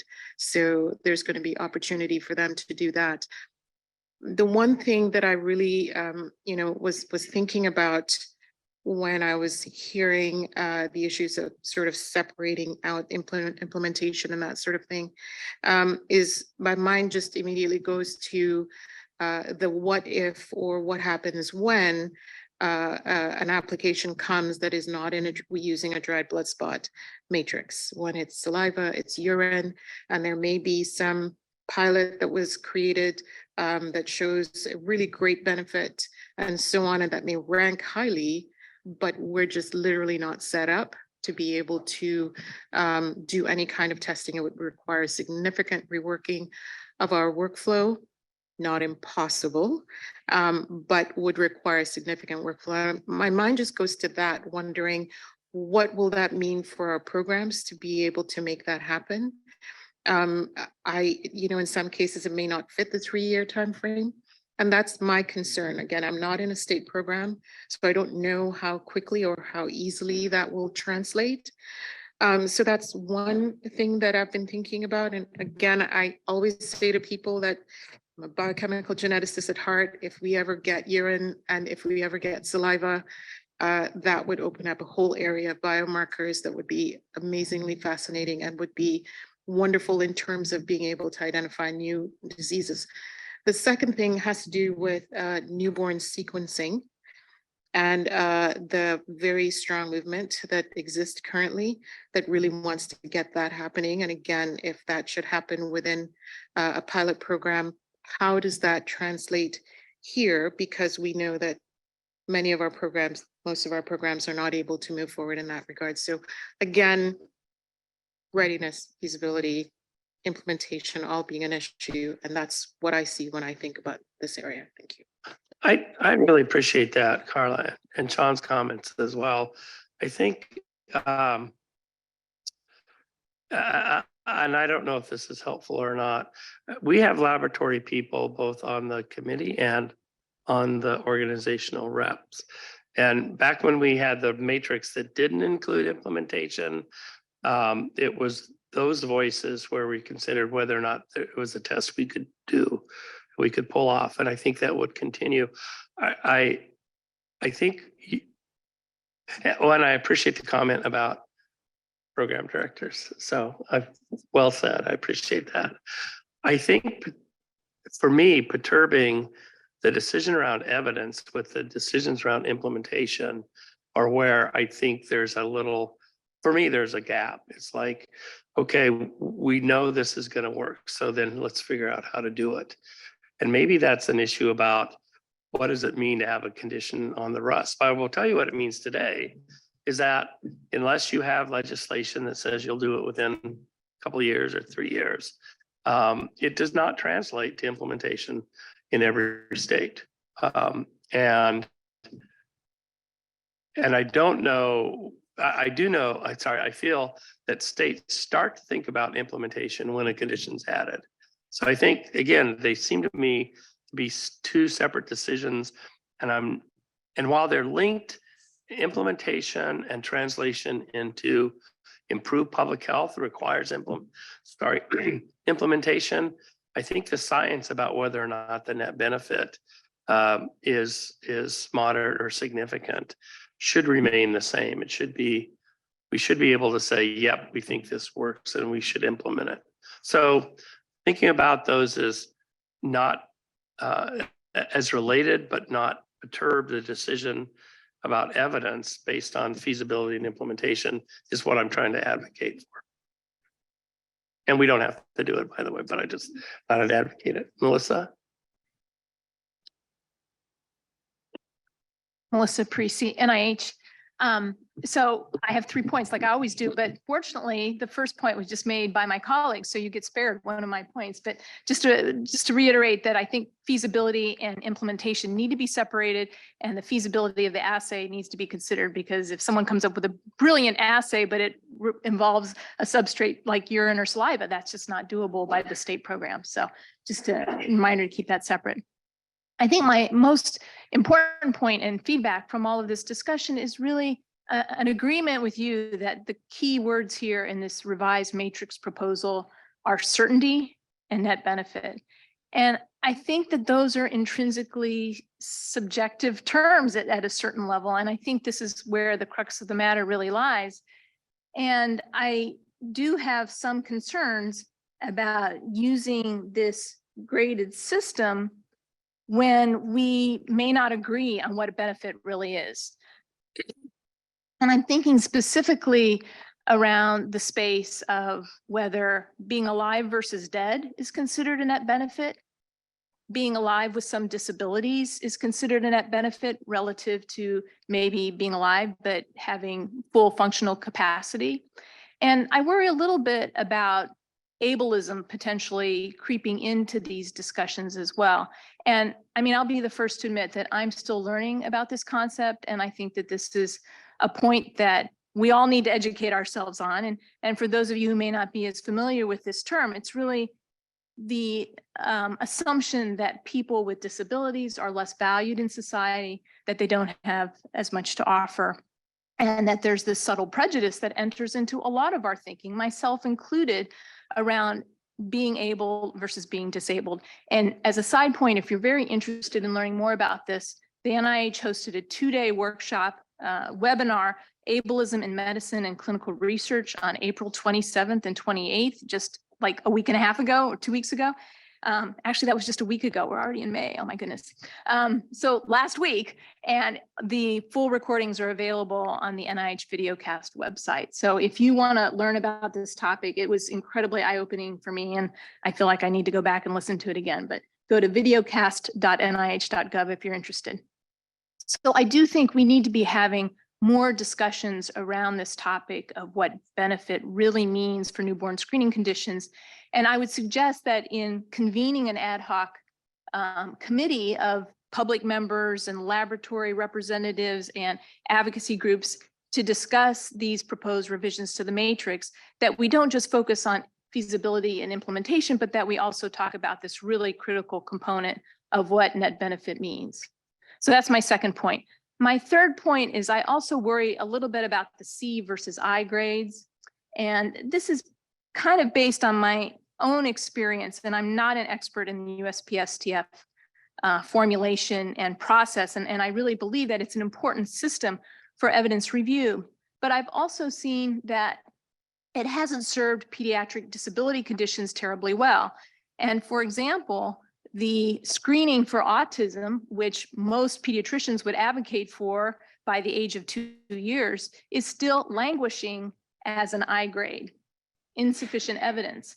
And I think that's really tragic, because I think most individuals would agree how important it is to really be screening for this condition.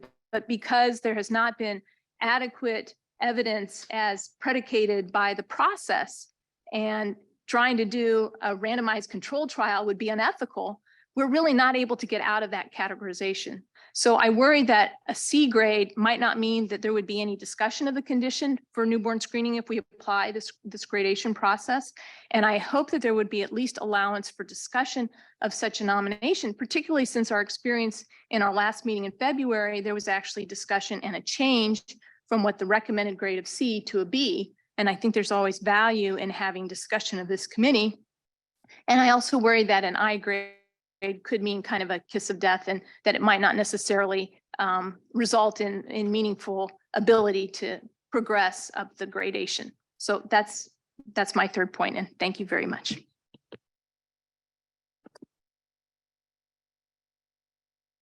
Thanks, Melissa. I think having been someone who worked with the USPSTF and the CPSTF for a long period of time, things do move out of the eye actually quite frequently. And I've seen Ds become Bs over time. So as evidence fills in, things change. There are a lot of ways to make decisions. And I think I often say this, only one of them is an evidence-based approach. And that's what the committee is charged with today, is to use evidence-based approaches to decision-making and whether to add conditions to the RUS. How we structure that evidence-based decision is up to the committee. So that's within our purview. And I think that's the thing I proposed was trying to do two things: separate out the readiness and feasibility, not that that's important, and then to move towards simplification. Doesn't mean that there's not additional simplification or other approaches. And that's why I think taking on the issue with an ad hoc committee that is inclusive could help us move forward and make our discussions richer and, again, hopefully a little bit more consistent. I don't expect, because of the expertise and differences and experience of people around the table, that this will translate to votes that aren't split. Because I think we do bring different judgments, experiences, and values to the table. And that's why we have a big committee. And I think trying to provide structure that the interest groups and public understands, and the Secretary of Health can have faith in, about the discussion around the evidence of, we believe that implementing this is worth it because it's going to provide more benefit than harm, is important. And then to your last point, deciding how those are. I mean, we had sessions on it yesterday. I think one of the things the USPSTF, when I was there, continued to struggle with is that the currency of benefits and harms is often different. And so how do you balance a life saved, which is a pretty dramatic benefit that accrues to very few, to a harm that's less, but accrues to a whole lot of people.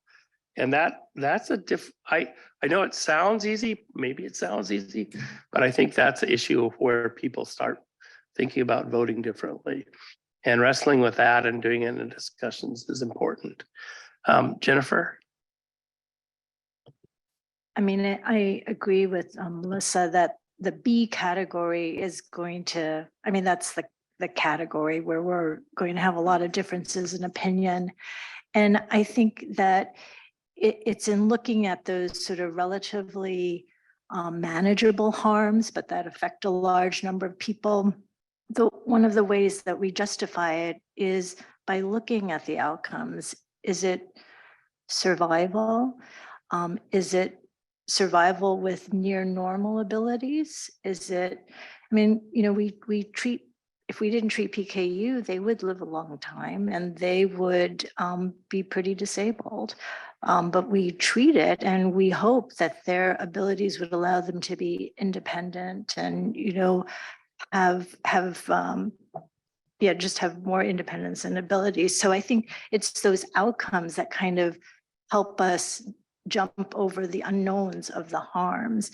And it's also those outcomes that drive clinicians to be more involved. I think what's happened in the world of SMA, and I remember that part of the issue with SMA is the evidence wasn't great. You know, we were very optimistic, and I feel like the optimism has paid off, but it may not have paid off.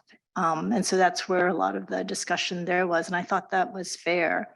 But I think now we have a disease where, honestly, I mean, I haven't had a family refuse treatment, but we would do a lot of things to prevent them from refusing treatment, because they would so irreversibly change the outcome of this child's life. It just doesn't seem right. Whereas there are disorders where we do let families make those choices because the outcomes are challenging. And I think those are the situations where that's where it would be helpful to have the harm. But yeah, I think B is going to always be a tough one. Mark. Thank you. A couple of observations. Melissa yesterday mentioned ClinGen, and I wanted to talk a little bit about the actionability working group and the way we approach this as a possibility to deal with some of the questions that have come up in the discussion. The first thing that we do when we consider a condition that has an established gene disease validity is to say, if we were to identify it early, what would be the particular outcomes of interest and what would be the interventions that would be needed to achieve those outcomes? And so those are predefined.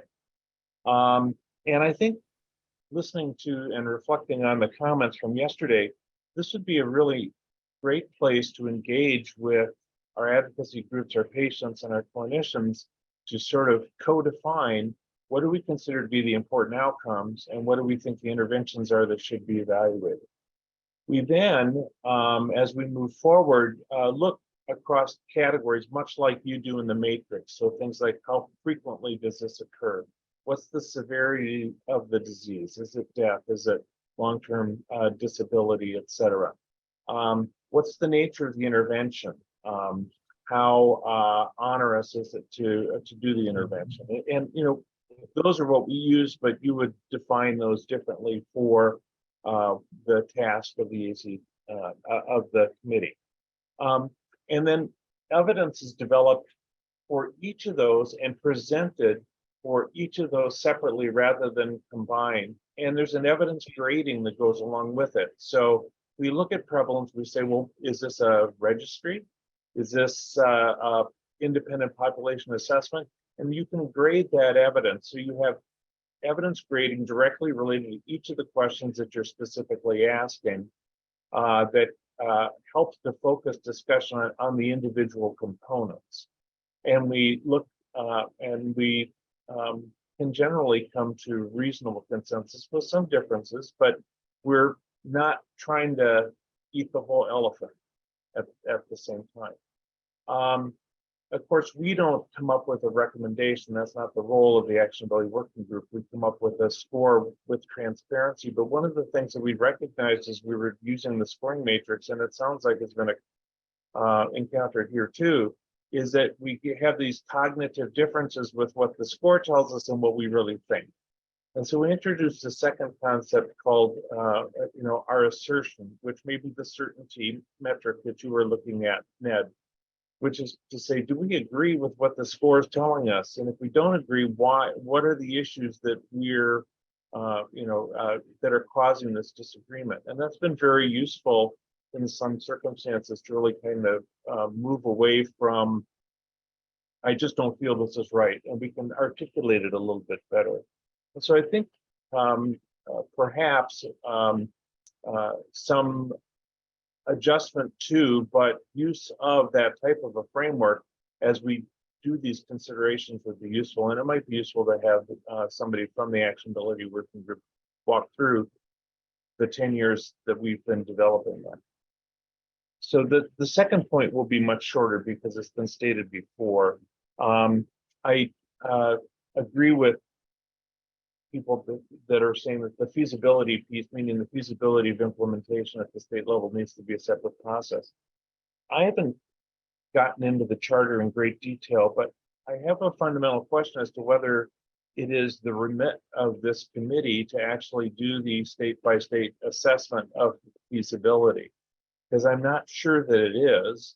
And I understand it's difficult to separate out. It's all well and good to say, hey, this is great, we should do it, and then it's impossible to do at the state level.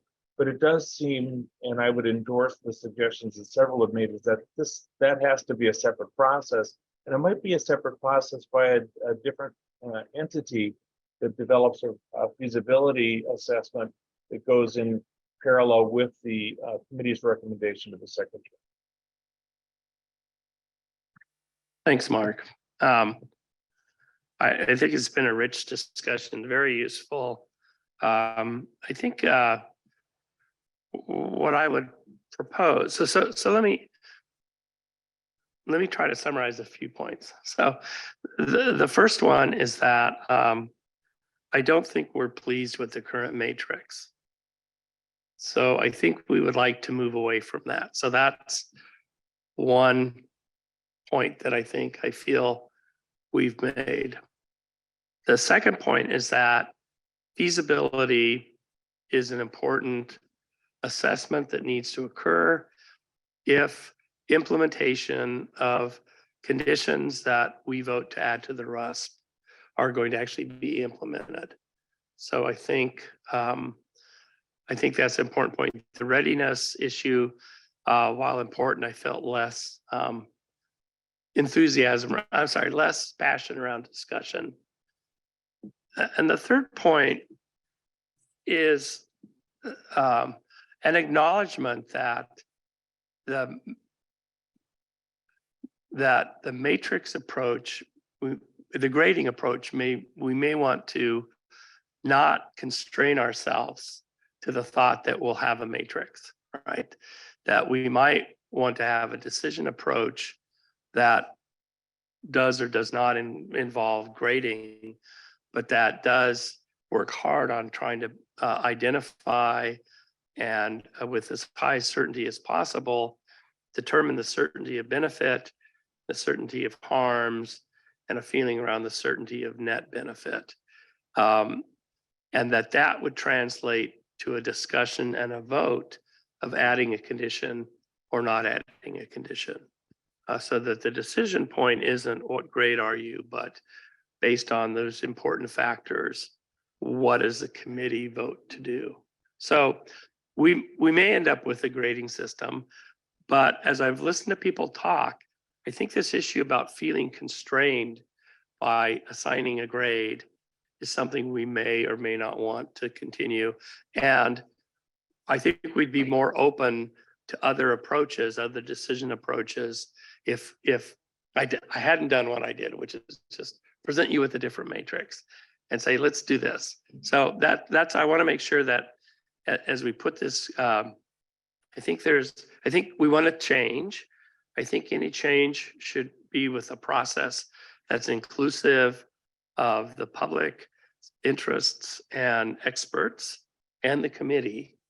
And that will kind of move forward in that realm. Scott, I did see your card up and wondered if you're okay. So is that a reasonable summary of where we are?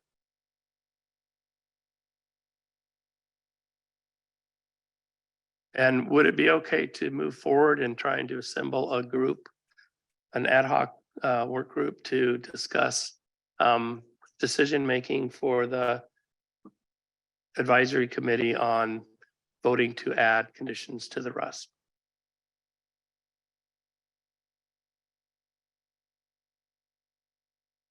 Okay, I think Michael and Jeff and Letitia, I think we'll move forward.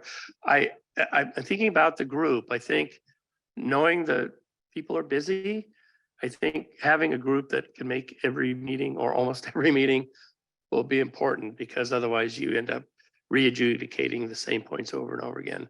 But we'll get started and we'll figure out ways to schedule that group and figure out how to recruit members, because I think there'll be a lot of interest from both the committee and the public. So, great.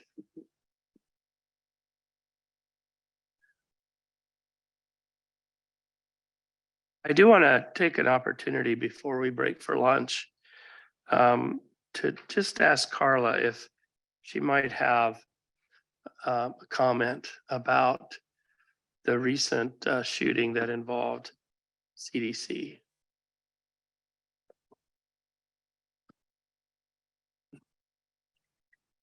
Thank you, Thank you for this opportunity to acknowledge what's happened recently in Atlanta.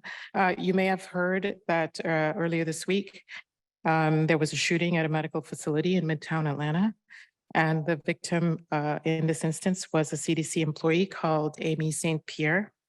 And while I did not know her personally, Amy was a very valued member of the CDC family, and she worked in the Division of Reproductive Health in a building just opposite our own branch buildings in our quadrangle.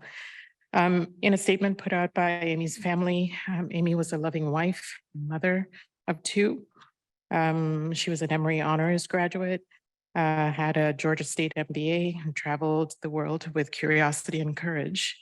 She was driven by compassion, both in her work in the field of maternal mortality and in her everyday life. Amy was selfless always. She wanted more for others, but never for herself. A generous supporter of worthy causes. She was the social conscience of her own family.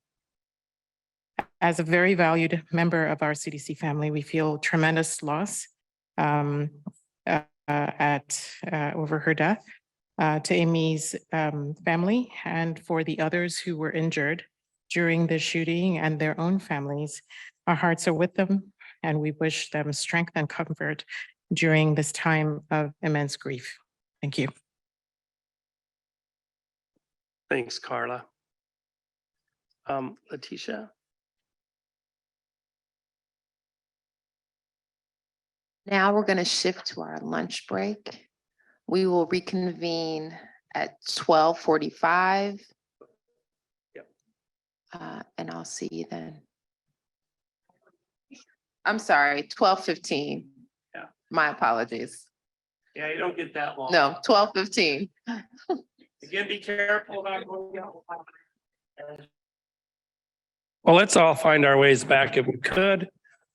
Finish up, but I think some interesting topics and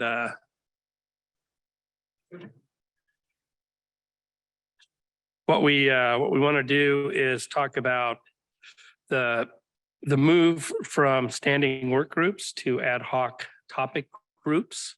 And we want to get started on that process. We talked about one already in terms of decision-making for the committee about recommendations to add conditions to the RUSP. We have a couple we want to talk about specifically, including one on conflicts of interest, but we also know that from the new business, we might have, if we have time to get to a discussion around secondary conditions, screening outside of the newborn period, and counting conditions.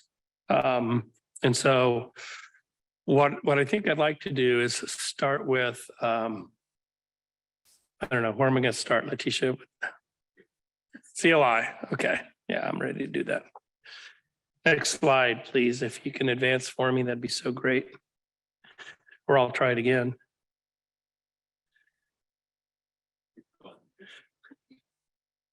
Oh, it's different from what I'm saying. Okay. So we do some conflict of interest, but we have two assessments. One is this truly wonderful forum that everyone in the room should get to experience at some point. The OGE Form 450 Financial Disclosure Report, which is reviewed by HRSA staff and discussed specifically with the person if there are issues of concern or question. The one good thing I will tell you about the form is that when I first started filling it out for the committee, it was a PDF that you could not enter data into. And so when you had to repeat it every year, you had to start from new every year. So that's gotten better at least, but anyway. So then the second point is a decision by a specific committee member based on their own assessment of any potential conflicts for a specific topic vote. And currently there's no assessment of potential conflicts for organizational representatives. So these are issues that I want to be able to discuss. I feel when I think about the other groups I work with, like the Community Guide, the USPSTF, which was on in the past, and the National Academies of Science, Engineering, and Medicine, all have moved to a much more formal and detailed conflict of interest approach. And so I would like to present one, at least for us to think about moving forward with, and hopefully put an ad hoc group together for. Next slide, please. Next slide, please.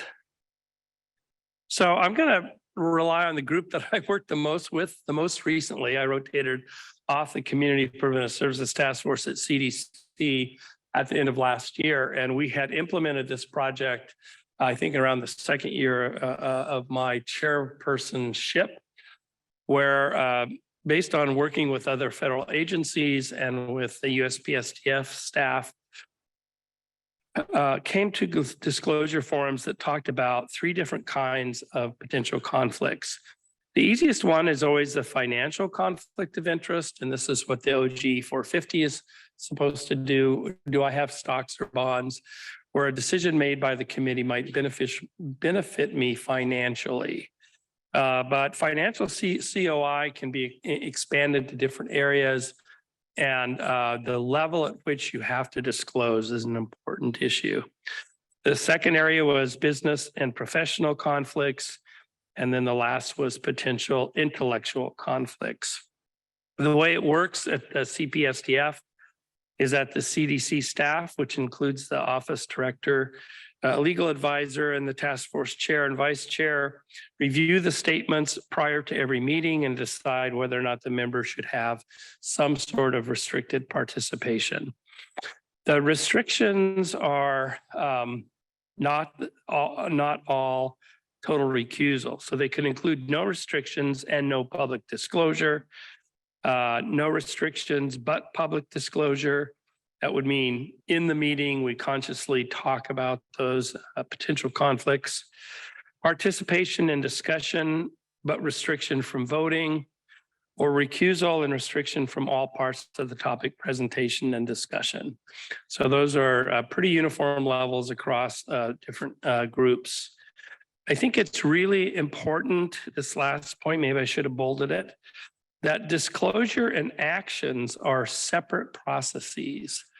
So I think one of the most important things in COI to do is disclose and be, if it could create an appearance of potential conflict, make sure that it's transparent to the public and to the groups that we're serving. However, a disclosure may also not lead to any restriction and may not be publicly shared if in the decision-making process of the staff and the chairs that information is not something that is required to be shared publicly. Next slide, please. I'm talking about financial interests, investments, or entities that could influence or give the appearance of influencing the outcome of a decision. Those entities could be individuals, organizations, or corporations, or other groups with established or future business in the matter of a decision. A relevant financial interest is a situation where a committee member has the potential for direct or indirect financial gain or loss related to a recommendation vote. And so members need to disclose their own financial relationships, those of their spouse or close personal relation, and their dependent children. And the cutoff that was set by the USPSTF and adopted by CPSTF was $1,000 or greater in the previous 12-month period. And I will tell you, I feel that's a pretty low level, and I think it assures that you err on the side of disclosure rather than not disclosing. Next slide, please. This is a long list of potential interests, but they include stocks, employment, patents, royalties, licensing fees, a research grant, not from the feds, so we excluded those, but a research grant from a corporation or proprietary business. compensation for being on a governing board or advisory council of a private business. Although we included nonprofits. If they're paid, I'm sorry, I got to get back to that paid. Participating in a speakers bureau for a proprietary business entity, honoraria, travel or gifts from a private business, payment as an expert witness, and receiving compensation for services by parties having a financial interest out of the outcome of a decision. So that's a long list. It's meant to be comprehensive, and it's to try to make sure we raise up any financial issues. Next slide, please. Now, business and professional interests are different. So now we've moved away from the area where everyone seems to agree and where we're trying to move into areas that we think are important for disclosure and potential action in a decision-making that have kind of federal and public potential impacts. So a business or professional conflict is a relationship or activities that aren't disclosed as financial, but could influence or give the appearance of influencing a decision. It's a situation where the member has a potential for business or professional gain or loss related to the finding. The outcome of the decision could positively or negatively affect that organization's ability to receive funding. So you need to disclose your own business or professional relationships, those of your spouse and dependent children. Next slide. So here are examples: public comment and testimony, like an expert witness made on behalf of a business or a professional organization. Leadership roles, a panel, association, society, journal, or certification body. Advocacy or policy positions on behalf of an entity. So I've made an advocacy statement or have a position on behalf of an entity. Relationships with government organizations, non-government organizations, private organizations, professional societies, or other organizations that you have a reason to believe may benefit or be harmed by the findings.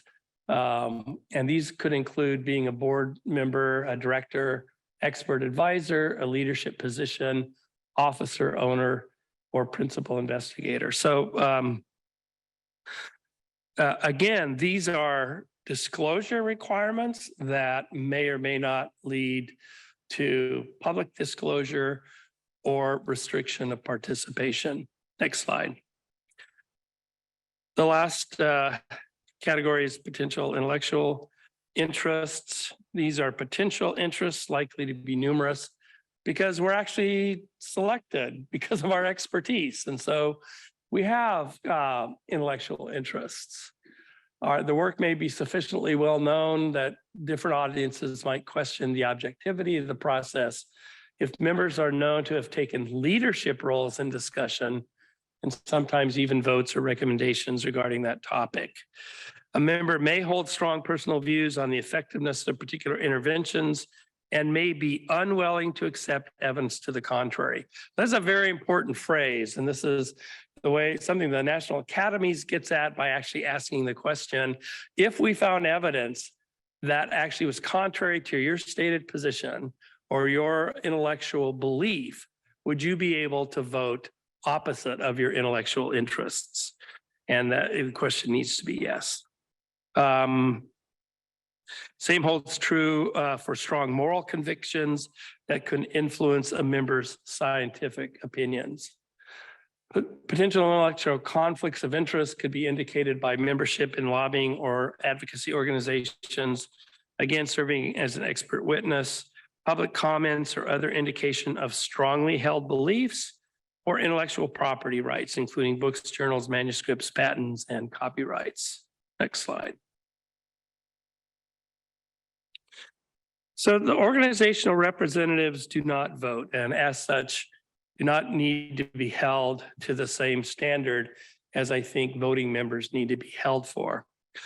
On the other hand, I do believe that while they should not have any COI-related restrictions, they do have special status and access to participation in committee discussions as meeting time allows and at the discretion of the chair.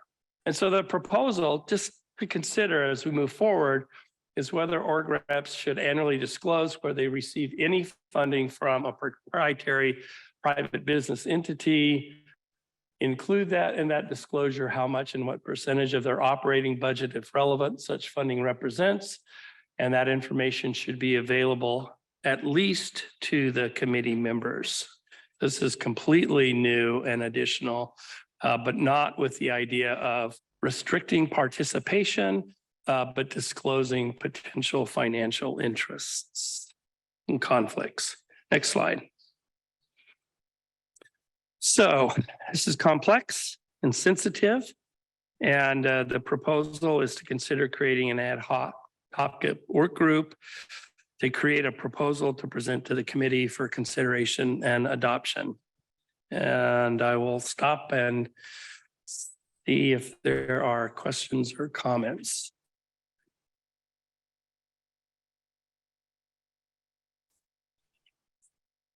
I'm online, Ned. Thanks, Mark. Let me start with you then. All right. I think this is excellent. I've been as part of the presidential or elected president role of the college, we chair our conflict of interest committee. And so I spent a lot of time with this, and I would make 3 recommendations in addition to yours, which I, by the way, agree with. The first is that we specifically for the college include federal grants and contracts as part of the disclosure. And the reason for that is that these can represent significant conflicts for some business. And in particular, if you think about grants and contracts, for example, that I'm on, like NBSTRN, that directly relates to work that the advisory committee does. And I think that case could be made for Propel, Excel, and others.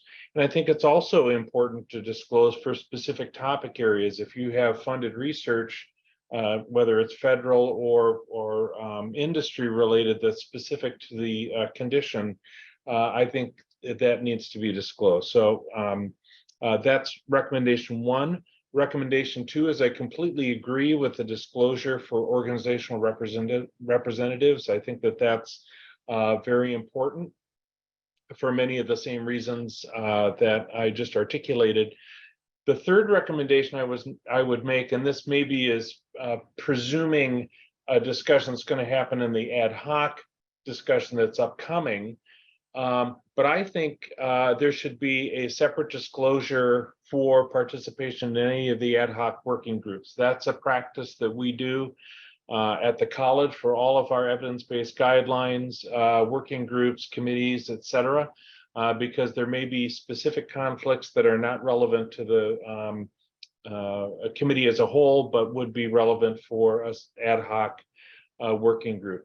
Now, you've talked about how onerous this is, and there's no question that it is. I fill out about 1 a month, but if the information could be persisted such that all one would need to do is to go in and make edits when that was asked for, that would be, it reduces the work considerably. But I think this is the most rigorous way to ensure that we're doing our business transparently. Thanks, Mark. And I agree the issue about trying to make it as easy as possible. As they were talking, there were things of the CPSTF approach and the USPSTF approach left out of the slides, which is that you do the COI assessment prior to a meeting based on the topics that are going to arise in the meeting. And so it is a topic specific assessment and action taking. The second thing you reminded me is something we didn't get to the slide sets, but I appreciate Dawn and your presentation, including a slide for all presenters about their own assessment of any conflicts of interest when they present in front of the committee. Sean. Thanks. I think this is a good idea. And I just want to ask if the intention is also to include the evidence review group and the expert panels that assist the evidence review group. So I think that's another expansion of the process that I think should be under the consideration of the topic work group. I would like to at least get it done for these discussions and think about how to most appropriately. And again, it's funny as you get involved in this work because there's always a worry that we're saying if you have a financial or an interest, you're not a good person. And I don't know how to get around that except we're people. And that is a completely different discussion. It's like, yes, I have these interests that might be a conflict and I want to declare them. So as we think about experts, especially in evidence review and other settings, it's not saying that it's not okay to have conflicts, including financial conflicts. It's that people should know about them when you're in a decision-making or advice providing mode. Okay. Susan? Thank you. Susan Tanksley, Association of Public Health Laboratories. So as organizational representatives, would you also want disclosure of any grants or things like that that the organization itself has? Like, is that, these are all personal, or would there be any need for any expansion into the actual organizations? Thank you. Yeah, I think that's a great discussion again for the ad hoc group of where conflicts might come. I was really specifically thinking about the issue about corporate funding as the most important assessment, and not at the personal level for the org rep, but at the organizational level. Does that make sense? Yeah. Okay. All right, so, sorry, Jane. Jane DeLuca, committee member. We do this a lot, right, in our professional lives. We disclose lots of different types of information, but I've actually never seen anyone pulled from anything because of a conflict. So I wanted to know what is sort of the watchdog process that goes into that, and then what happens to someone if there is a conflict that they don't see it as a conflict, but an organization may. So I'm just want to hear a little bit more about that in terms of maybe your experience or other people's experience. Yeah, so, well, I can tell you about the way the CPSCF works because I was most involved with that. So the forms were sent out and had to come back by a specific date. They were then reviewed by the agency, including their legal advisor. And then in this regard, it would be someone at like Michael's level, and then someone at Letitia and Jeff's level as well. And they made several separate conclusions about what actions might take place. And then they brought the chairs in, and we had a vice chair at the USPSTF, and we went through the same discussion and then came up with a final determination. There were times when a person was asked to recuse, and recusal was leave the room. In this setting, it could be that the conflict is not raises to the level of recusal, but it might limit the ability to serve on a topic work group or a nomination group because of the potential conflict of interest or the appearance of a conflict. And that would not necessarily restrict discussion and vote. So all levels kind of have occurred in my experience. And just to follow that up, I think there's a very nice packet of education materials that go along with our sort of yearly. And are there plans to actually look at that, have committee members look at that, update, et cetera? I think that's a really good point. And I think something we could definitely do. Ash? I have a comment about the intellectual conflict of interest. And I think the committee is not assembled to bring in subject expertise for different conditions. At least that's my thought. We rely on an expert testimony when the condition is being discussed for inclusion. But I wonder if it could be that there's, instead of having one expert, it could be a panel of experts that could be invited based on the judgment of the evidence review group, based on their reputation in the field, and not one person, but maybe a panel of 3 people. And then the committee just accepts the recommendation made by that expert panel. So that would avoid any, potential for an intellectual conflict. All right, so just so I understand, are you talking about the decision process or the decision around whether there's a conflict?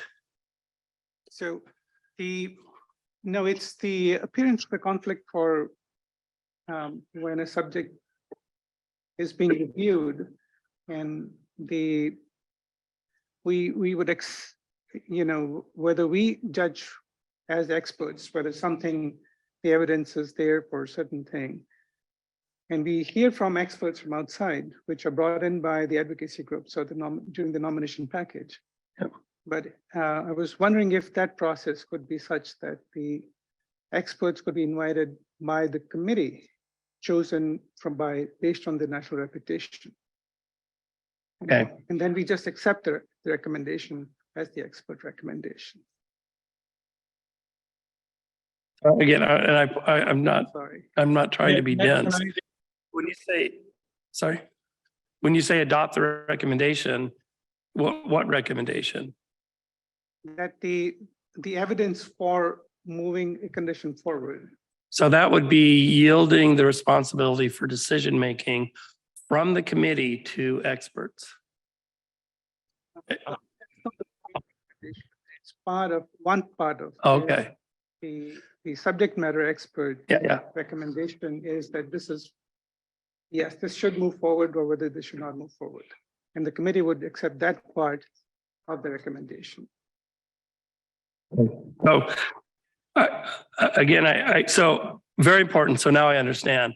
So I think you're actually talking about the decision-making process, and are there better ways to include subject matter expertise than occurs through the evidence review group and report, and then the assessment and presentation by committee members in the decision-making process. Is that fair? Got it. Thank you. Yeah, and then if I could, All right. I'm sorry, if I could add on to that.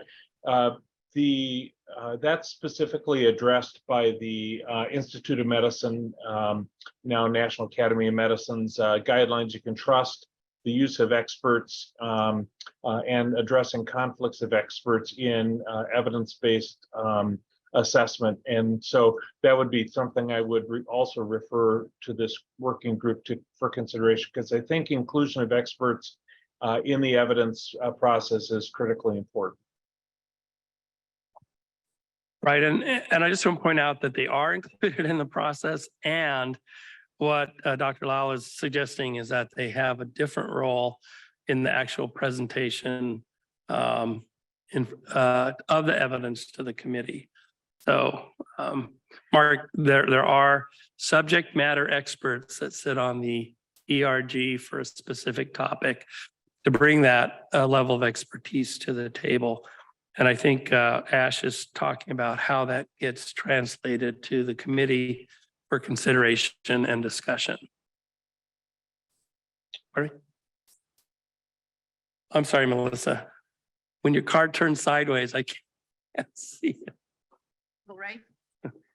Yeah, just a quick comment. And I think this was just raised a moment ago, but I think for intellectual conflicts of interest where it's a little more subjective, forget about it. I think making sure that the person is still present and able to provide feedback is really important and answer questions, because they have the expertise and the knowledge that could actually be very beneficial in some of the deliberations. Absolutely. It's to the point where disclosure and action are different, and you have to have the action match the level of potential conflict. And you've all are at the table because of your specific expertise, and we wouldn't want to lose that. So we'll move ahead. Seeing sorry, Jeff. Just one last comment, Jeff Brosco, is that this committee makes such important decisions, and there's so much scrutiny of the work that we do, that it seems like one of the ways to build our legitimacy is to say, everything's open. We're going to let you know what it is. And so whatever comes out of the specific process from the ad hoc topic group, part of the idea is to build the legitimacy of our decision-making process and transparency. So I am going to move ahead with trying to recruit interested people in serving on a COI committee. We'll start with the kind of place that I've tried to present today and expand it based on the questions and discussion that we've had. I wonder if we have the lists developed by the work groups at our last meeting to put up on a slide.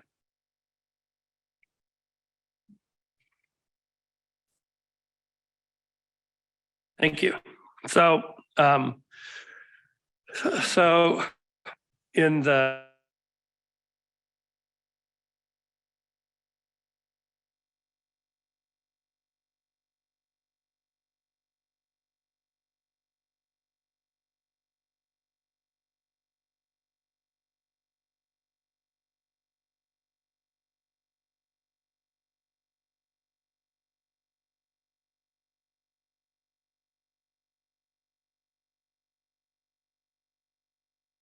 but this is open to discussion from the committee, is an ad hoc work group on the blueprint for follow-up and treatment of rust conditions, and then a laboratory best practices for utilization of second-tier testing.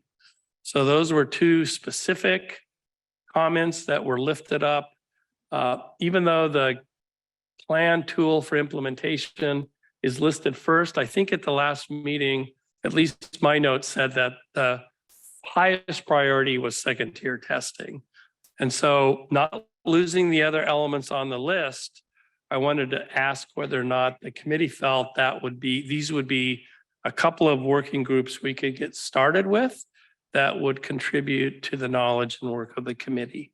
And I'll pause and let people think about that.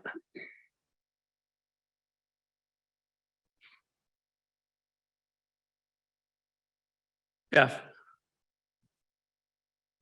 I don't even get a chance to try to put that up and get all three to balance. But Jeff Roscoe, I can make things easy for the follow-up and treatment as we tried to present yesterday. Our colleagues from CDC, we as federal partners have a sort of plan for moving forward that will include folks.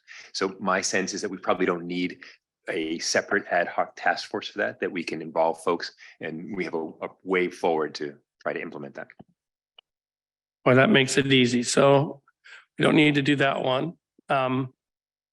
About second-tier testing. Hi, Kelly. Kelly Kelm, committee member.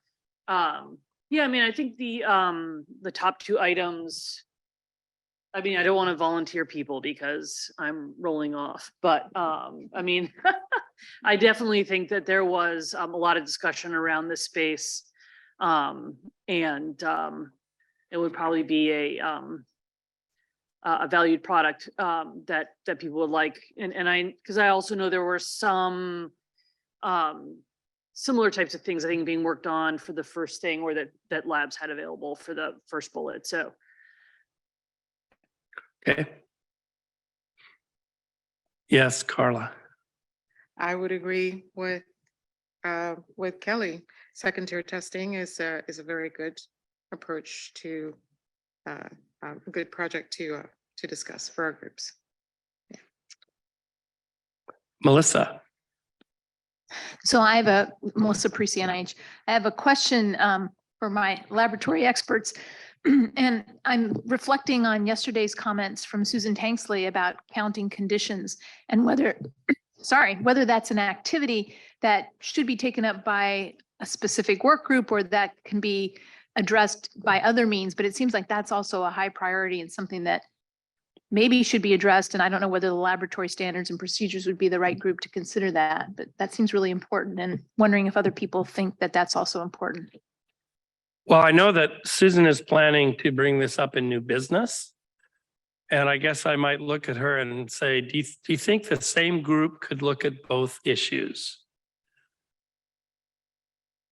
So Susan Takesley, Association of Public Health Laboratories. I think that this topic would benefit from a cross-section of experts, not just laboratory for certain, and really needing the input of experts in the other areas. Sean? Yeah, I just want to follow up on what Susan said. That makes sense, but Your mic's- Sorry, Sean McCann. Just so I'm clear, Turn off. It won't turn off, so I'm trying to yield to Sean, but it won't. There you go. No, because this one's still on. Use Janine's. Battery must be low. Thank you, Sean McCandless, member. Just so I'm clear, the work groups are no longer going to be active, correct? That's So we're correct. creating ad hoc groups to address topics. So I think that would address Susan's important point that the discussion around the counting should include a variety of different groups' input. I would suggest that the secondary targets issue also be added to that ad hoc committee's work group. So secondary targets, counting conditions, and then what was the suggestion that also be the same group that works on second tier testing utilization, or is that a separate group?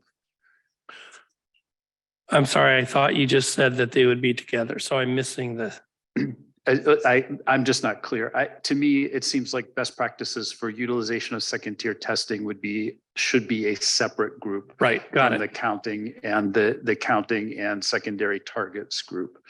Right, and then what I heard was that the secondary counting group needs to be cross-sectional, cross-expertise, whereas the best practices could be a laboratory-led group. Could be, but I think it would also benefit from being. They always cross-sectional. will, yeah. All right, so. I'm sorry, Michelle. I'm Michelle Kajana, member, which I always forget to say.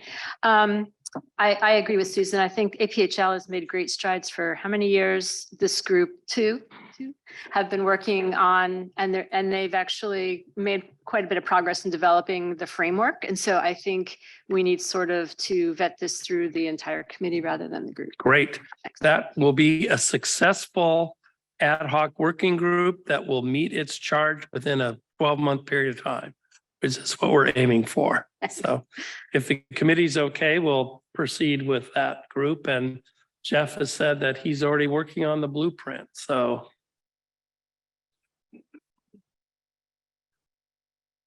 at this point, I'd like to open things up for new business. I'm sorry, Melissa. Can I just add one thing to the blueprint for follow-up of conditions? And I think this actually reflects the discussion that was initiated yesterday morning by Don Bailey and his colleagues. And if there's a way in which we can potentially build off of some of their work to bring early intervention into some of that blueprint for follow-up, I think that might be something that would be a goal worth considering, and love other people's feedback on that.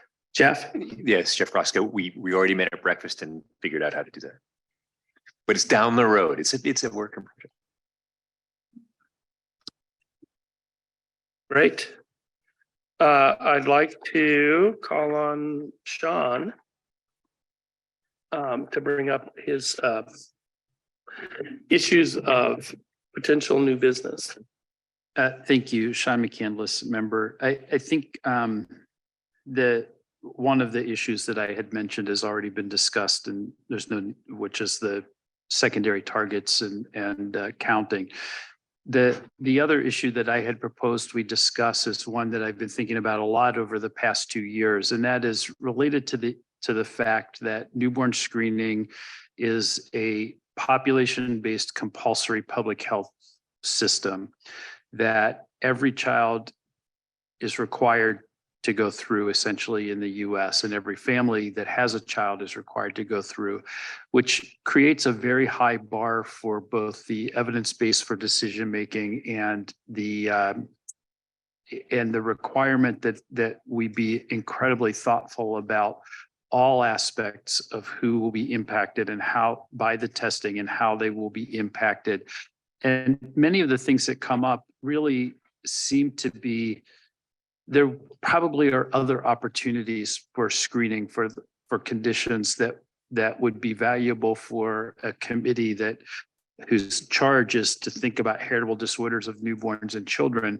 There may be other times for screening that would not be compulsory population-based newborn screening, but would be very appropriate for some conditions and some targets. And so what I was proposing is that we have a discussion about what would be other naturally occurring opportunities for population-based screening to occur on a voluntary basis that, at least to start with, on a voluntary basis, that we could also include in our discussion and thought processes, so that if a condition is proposed for newborn screening and the decision is made that it may not be appropriate for newborn screening because of the high bar of evidence required and the impact of the outcomes involved, but that there may be another time for which screening would be appropriate for that condition, that this committee would then have opportunity to say, this is not appropriate for, we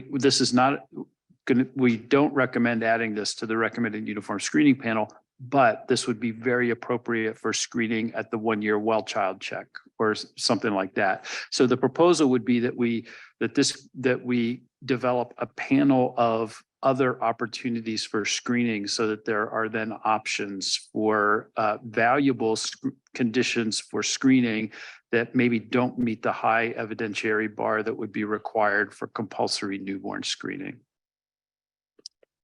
So thanks, Sean. And I have to say I was reminded during the lunch break that while Melissa's correct around the USPSTF having a hard time with pediatric conditions, there's a completely separate process called Bright Futures, which has the same impact. In fact, today has more of an impact because they weren't dismissed by a judge in Texas.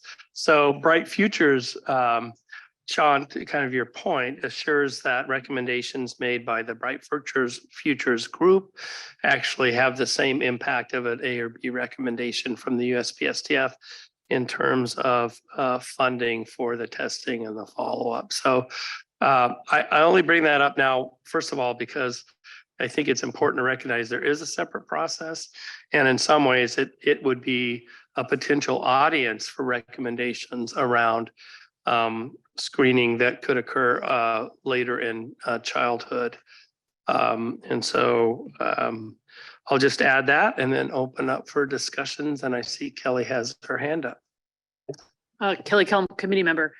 I want to say that since I've been here 14 years, there was previously discussions and presentations at this committee about thinking about screening at times other than birth, and maybe that's something we can go back and look at. And I don't remember what came out of it, but I think we had like, a half day of some present. I don't know if anybody else remembers, but yeah, it was done. So there you go. Anyway, it might also still be worthwhile to look back and see what we had previously discussed and whether there were any outcomes there. Other comments? Jeff? Just a quick question for Sean. Do you have particular things in mind? I mean, that in your clinical experience or so on that you were thinking, boy, it would be great to screen for this at this time, or do you have some ideas already? Yeah, I think something like Fragile X syndrome would be a very appropriate thing to offer as a screen that would occur at the 1-year well child check, because that's it's voluntary. So that's a time when many families are concerned about their child's development, but their pediatrician may not yet be concerned. So it would give those families an opportunity to sort of drive the testing, and one could think about a lot of things like that. It's possible that Duchenne might be appropriate for 1 year for screening at 1 year of age, depending on how the data plays out in terms of the appropriate time to initiate therapy. It may be that one's more appropriate.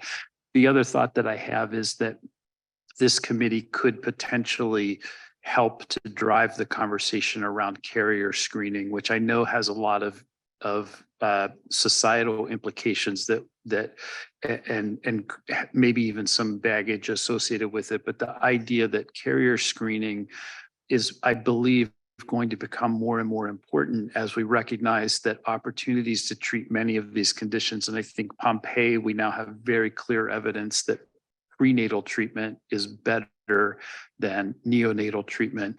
I would be shocked if SMA doesn't end up in the same place. I think other conditions for which gene therapy is going to be appropriate are probably going to have significant advantages to prenatal therapy. And the opportunity for prenatal screening is, the way we do prenatal carrier screening now is not good. It's very poorly counseled. I think there are opportunities in the pediatric community to advance carrier screening during adolescent age visits that would be very appropriate and empower young people to make sure that they have the knowledge they need for reproductive decisions later in life, so that we don't just focus on birth control, but we focus on sort of long-term adult issues as well at that age group. I recognize that there are issues about equity, who gets access to adolescent child care and other things, and those are all important considerations. But it just seems to me that that off the top of my head, adolescent child visits are an opportunity for carrier screening that this committee could be advocating for and making recommendations that might add to the conversation. The 1 year child check when lead poisoning and hematocrit screening are sometimes occurring or have traditionally occurred would be two obvious opportunities. Natasha. Natasha Benham, Genetic Alliance, just to give a little bit, because I think I've been to almost as many meetings as as Callie has. In terms of looking at more childhood screening, Don, when he was on the committee, did a lot of that work. And I can't remember who your co-chair was, but I think that Beth, it was Beth, and that was an offshoot, I believe, of the Education and Training Committee. And I think there's a write-up and a whole bunch that has been done on that. So it'd be great to pull that and the discussion. And I think also, is that an opportunity, maybe not to recreate that, but to see where that is and to say, what would we do next? Because I think that was a big thing. A lot of thought went into that. And then, well, I won't say nothing happened. A lot happened, but just I think things happened then outside of the committee. So just wanted to call that out. Natasha, it's a very important point to recognize that a lot of really important things happen outside of the committee, and we want to support those and how those translate into heritable disorders of newborns and children is an important issue. So how about the process would be to ask Don to help us identify what he did and what's been done since then, and send it directly to Sean McCandless, and who will write up a set of slides or a proposal at the next meeting. Sorry, Jeff. I think it's a great idea. But I was going to say that HRSA staff can also think about between maybe there's a presentation at our next meeting that would involve different folks.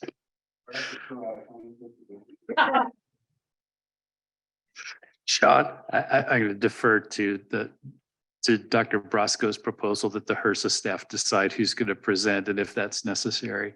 I would say, though, that it would be also valuable to identify. We should probably think about who the other partners should be. AAP would be an obvious choice. The Academy for Family Practice would be an obvious choice, and likely others.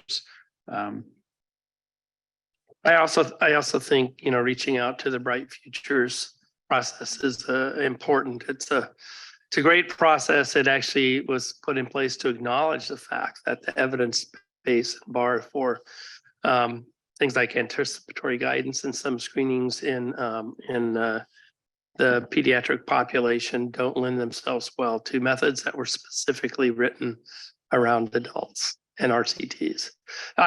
I guess the one last thing I say, Melissa left, but you can get to a B or an A recommendation without an RCT at the USPSTF. There is a feeling that you can only get there with RCT, and it just isn't the case. So I want to make sure people know that the world of research is broader than the RCT, although it's nice when you have them. Thanks. Okay, Susan.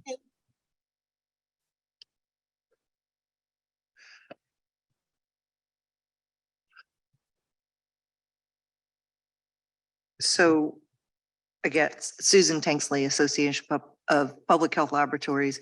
So, I mean, we've already talked about doing a work group on counting conditions and including secondary targets. So I do want to stress that I think that it should be a broad membership who's part of that work group.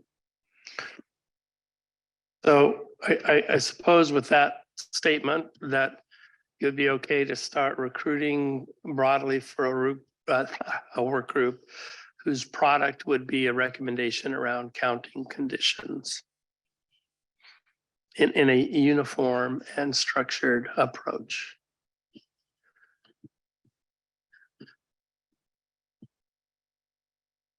Yes, Scott. Just to add on to Susan, I appreciate APHL bringing this to the forefront of the meeting, and also Michelle and Sean as committee members vocalizing this. But as a representative from ASTO, the state health officials are going to play a critical role in making sure this happens uniformly across the country for all programs, whether they have a lab or not, right? So, so I want to pledge the support of ASTO to collaborate and work with APHL and a broad swath of the community to make sure that this happens, and also collaborate with all of our partners across the different health departments to make sure that this can happen once this committee makes a recommendation moving forward. Thanks. Natasha? Natasha Bonham, Genetic Alliance. Like, this is not me volunteering, but I think either as maybe not part of this work, but adjacent to it or right after, really then saying, how are we going to communicate this out? Because and I know a lot of times education and things gets added on to the end, but that will be extremely difficult. And I would say it's actually the communication around this that has also been a big push to have this committee come together, and that will take, it's just not going to be easy. So I don't know if that would be another committee or bringing experts or what have you, but to really think that's going to be a whole project upon itself. It's not just going to be let's update a website. So just to have that be in the mix. I appreciate that. Thanks for the comment. And as you put your tent up, I was also thinking to assure that it just made me realize, it's not unusual for the room to thin out on day 2. Which I recognize, especially when it's Friday afternoon. And as we are thinking about recruitment for these groups, to assure that interested member of the public or interest groups know that we're doing this. And so we can have recommendations for potential interested members of the public or interest groups. And I feel that looking at the website and looking at announcements is one thing that happens, but a structured outreach to those individuals. I see Every Life is still with us, and Natasha, you're always still with us. I think thinking about how to make sure that the public members of the public who have interest in these topics are aware that we're recruiting for work groups. And we have a process, which is Letitia, of gathering those names and putting the groups together. Pardon me? Oh, Deborah, I see you there. Actually, I was going to make a comment from the previous conversation. It's been up since then. I just wanted to say two things. One was that anything that would involve childhood screening should absolutely, AAP should be involved in that discussion. And then Mark may want to make a comment because ACMG has done a lot of work around the carrier screening issue. And I don't know if Mark wanted to make a further comment about that or whether that would just be part of a joint opportunity. Thanks, Deb.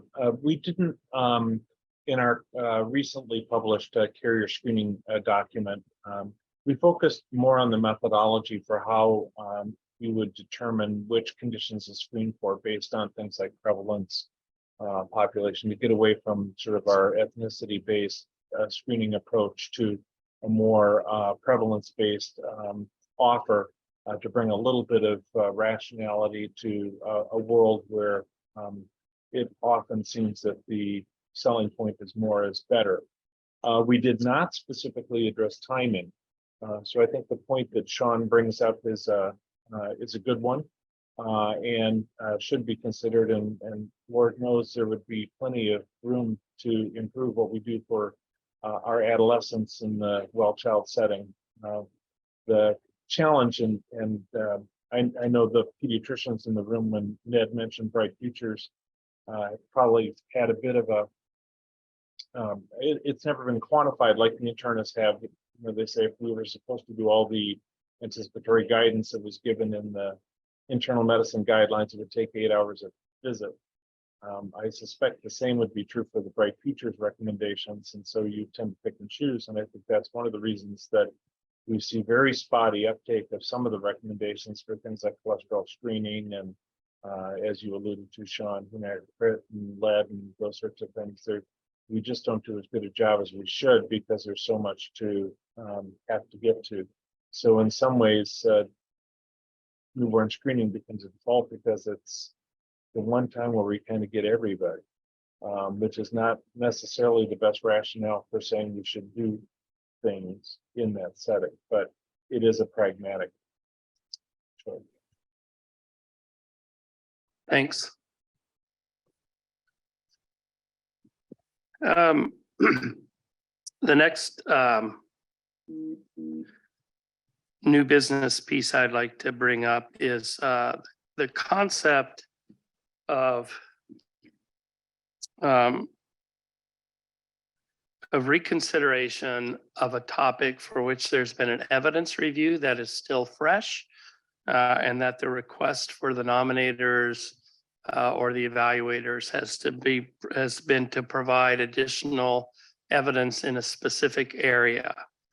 And my proposal for the group is that if those additional items are made available within a year of the prior committee discussion, the entire evidence review would not have to be redone.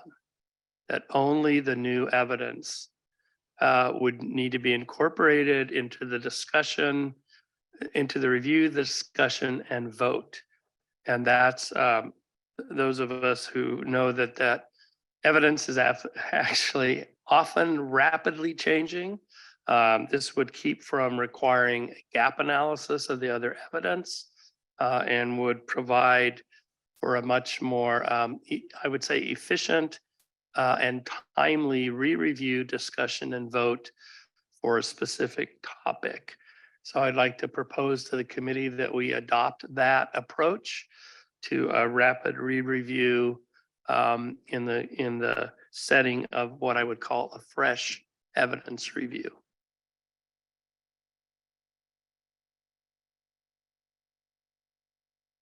Ash? I support that. And assuming that people would support that, I would entertain motion and vote. Oh, sorry, I'm reminded because we are a federal advisory committee.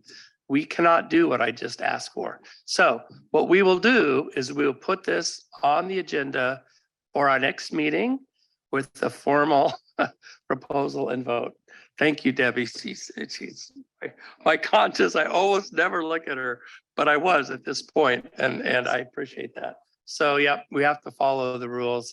So we'll bring that up at the next time. Appreciate that. That ends my list of new business. Is there additional new business that the committee would like to bring forward for consideration? Seeing none, I believe I can adjourn the meeting and would do so.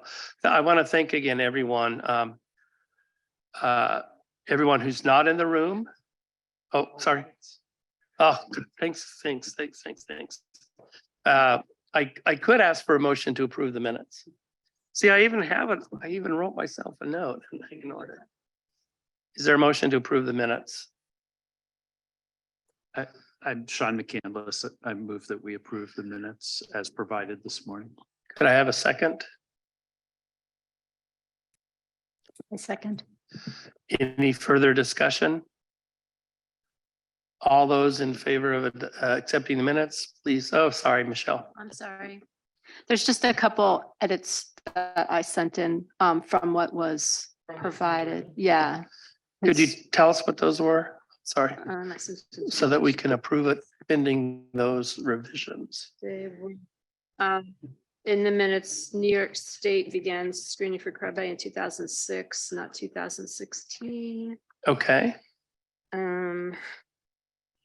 I think you changed the one that had Hunter Kelly was 8.5, but he passed away at that age. What else is there?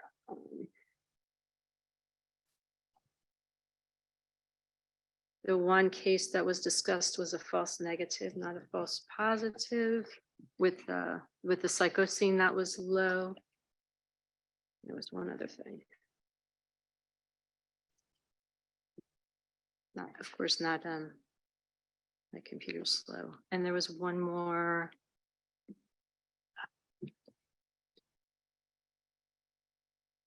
Michelle, was the one on page 9 around the false negative? Yeah. About the missed case? Yes. Okay. Those And I have these edits and will incorporate them. into Okay, you got the- them. Okay. Yes. They're factual. So I just have to ask the mover and seconder, do you accept those changes? Yeah, so I was just going to say, I move to accept any sort of Just factual editorial, yeah. changes that were proposed in the meantime. Thanks. Thank you. Now all those in favor, please say aye. Christine on the phone, if you could unmute, and Kyle unmute and just give us your vote, that'd be so great. Aye. I refuse to vote as I wasn't present for that meeting. That's a great answer. Thank you, Christine. Given that, the motion passes. Any further business? I don't have any other notes, so. So I declare the meeting adjourned and look forward to our upcoming meeting in August. And thanks again for everyone who testified, the engagement of committee members, organizational reps, the passionate and articulate and moving testimony of those providing public comments, and of course, the HRSA staff that makes the meetings possible. And Letitia, great job. Thanks, everyone.